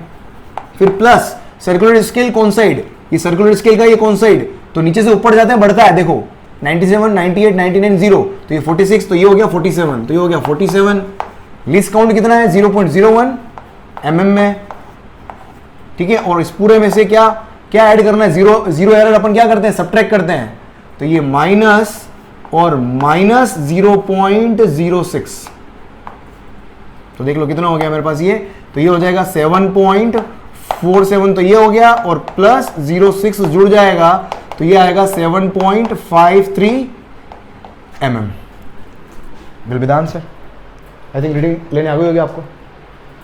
देख बहुत कोशिश करी है यार, फिर भी नहीं आया तो रिवाइंड करके देखना, और फिर भी नहीं आया तो किसी और चैनल पे चले जाना। और तो क्या बोलूँ यार दोस्त, क्योंकि पूरी कोशिश करी मैंने भाई समझाने की, और मेरे को लगता है भाई आ गया होगा, 100% आया होगा।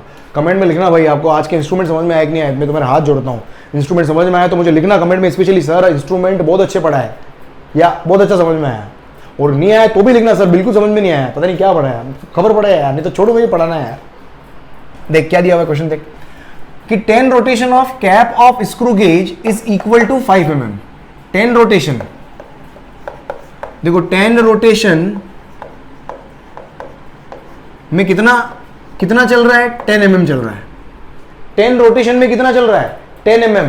तो एक रोटेशन में जो चलता है, अरे यार कितना लिखा मैंने यार, 10 रोटेशन में, सॉरी 5 mm है ना, 10 नहीं 5 mm। 10 रोटेशन में कितना 5 mm, तो एक रोटेशन में कितना चलेगा 5 डिवाइडेड बाय 10, 5 डिवाइडेड बाय 10 कितना हो गया 0.5 mm।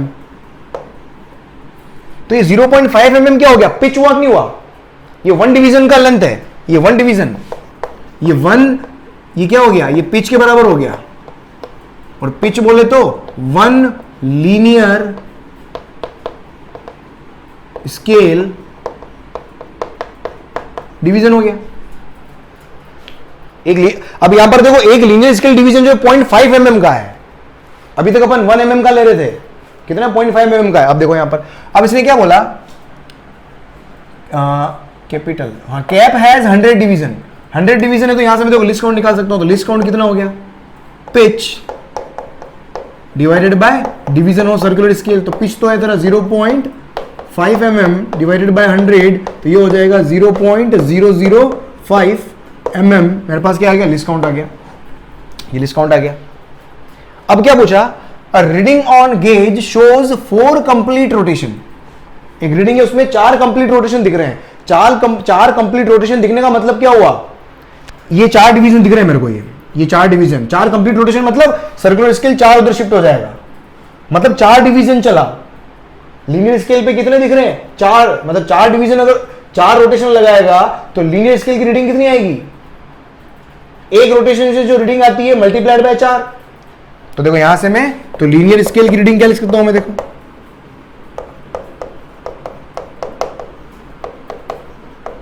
तो लीनियर स्केल की रीडिंग कितनी हो जाएगी, 4 रोटेशन, और एक रोटेशन में कितना चल रहा है ये 0.5, तो ये हो जाएगा 2 mm। कितना लीनियर स्केल की रीडिंग आ गई है। अब क्या पूछा इसने, and 35 division on circular scale, और सर्कुलर स्केल के ऊपर कितने डिवीजन दिख रहे हैं 35, मतलब कौन साइड वाला डिवीजन, सर्कुलर स्केल पे डिवीजन है मतलब कौन साइड वाला डिवीजन। तो ये बोला रीडिंग बताओ, तो देखो रीडिंग का फॉर्मूला क्या होता है, अब जीरो एरर की कुछ बात नहीं की तो जीरो एरर को हटा दो, रीडिंग का फॉर्मूला क्या है, लीनियर स्केल रीडिंग, तो लीनियर स्केल रीडिंग कितनी आ गई 2 प्लस सर्कुलर स्केल का कौन साइड कितना आ रहा है 35 multiplied by list count, least count कितना है 0.005।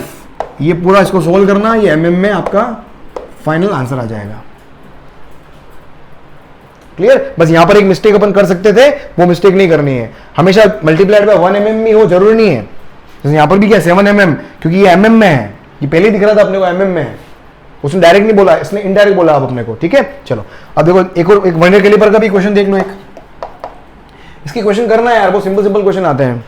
देखो, a vernier caliper has 1 mm mark on main scale. Main scale के ऊपर क्या है? 1 mm मार्क्स है, मतलब मेन स्केल क्या है? mm में दिया हुआ है, 1 mm mark. Has 20 equal division on vernier scale, मतलब 20 वर्नियर स्केल डिवीजन है, which match with 16 main scale division. ये किससे मैच हो रहे हैं? 16 मेन स्केल डिवीजन से मैच हो रहे हैं, ठीक है? तो find least count. Least count का फॉर्मूला क्या है? यहां से देखो, 1 हमेशा 1 वर्नियर स्केल डिवीजन की लेंथ निकाल लो, ये हो जाएगी 16/20 मेन स्केल डिवीजन। 16/20 का मतलब कितना हो गया? 8/10। 8/10 मतलब 0.8 और मेन स्केल का डिवीजन कितना दे रखा है? 1 mm, तो ये हो जाएगा आपका 0.8 mm। ये 1 स्केल का डिवीजन आ गया 0.8 mm। लिस्ट काउंट का फॉर्मूला क्या होता है? लिस्ट काउंट मैंने बताया था, लिस्ट काउंट का फॉर्मूला होता है 1 main scale division, 1 main scale division में से 1 वर्नियर स्केल डिवीजन माइनस कर लो। तो 1 मेन स्केल डिवीजन तो कितना? 1 mm minus 1 vernier scale division अभी अपन ने निकाल लिया 0.8 mm, कितना हो जाएगा? ये 0.2 mm will be the answer. Clear? बस कर लो यार भाई। चलो ऑलराइट देन, यहां पर भी जीरो लिस्ट काउंट ही पूछा था तो कर लिया था अपन ने। चलो दोस्तों, ये अपना क्या था? यूनिवर्सल मेजरमेंट भी कंप्लीट, राइट दोस्तों? 11th का पूरा कंप्लीट कोर्स में ठोक चुका हूं, कुछ भी नहीं बचा है। बीच में टाइम मिला तो अभी मैं वेक्टर्स और वो भी डाल दूंगा 11th क्लास के स्टूडेंट्स के लिए, है ना? वेक्टर्स का पार्ट डाल दूंगा मैं, और उसके अलावा EM वेव्स, 12th के अंदर एक EM वेव्स वाला पोर्शन मैं सोच रहा हूँ अभी 1-2 दिन के अंदर उसको भी डाल दूंगा, ताकि 12th का भी पूरा कंप्लीट हो जाएगा, right? So thank you so much for being in the show till here. और आज का लेक्चर बहुत ही खूबसूरत था, मुझे पढ़ाने में बहुत मजा आया, इतनी थकान नहीं हुई। बाकी इनफैक्ट लेक्चर बहुत लंबा है आज का, फिर भी मुझे इतनी थकान नहीं हुई, बिकॉज लेक्चर बहुत ब्यूटीफुल है, चैप्टर इतना ब्यूटीफुल है, right? So thank you so much for 11th class. 11th class पूरी कंप्लीट हो गई, अब 12th में EM वेव्स बचा हुआ, उसको अपन कंप्लीट करवा लेंगे। सो अगेन आपको वापस मिलते हैं कुछ दिनों के बाद में, मिल तो रही हो, रेगुलर मिलेंगे यार, कुछ ना कुछ तो लेके आऊंगा आपके लिए, right? So thank you so much for being in the show. Bye bye, good night.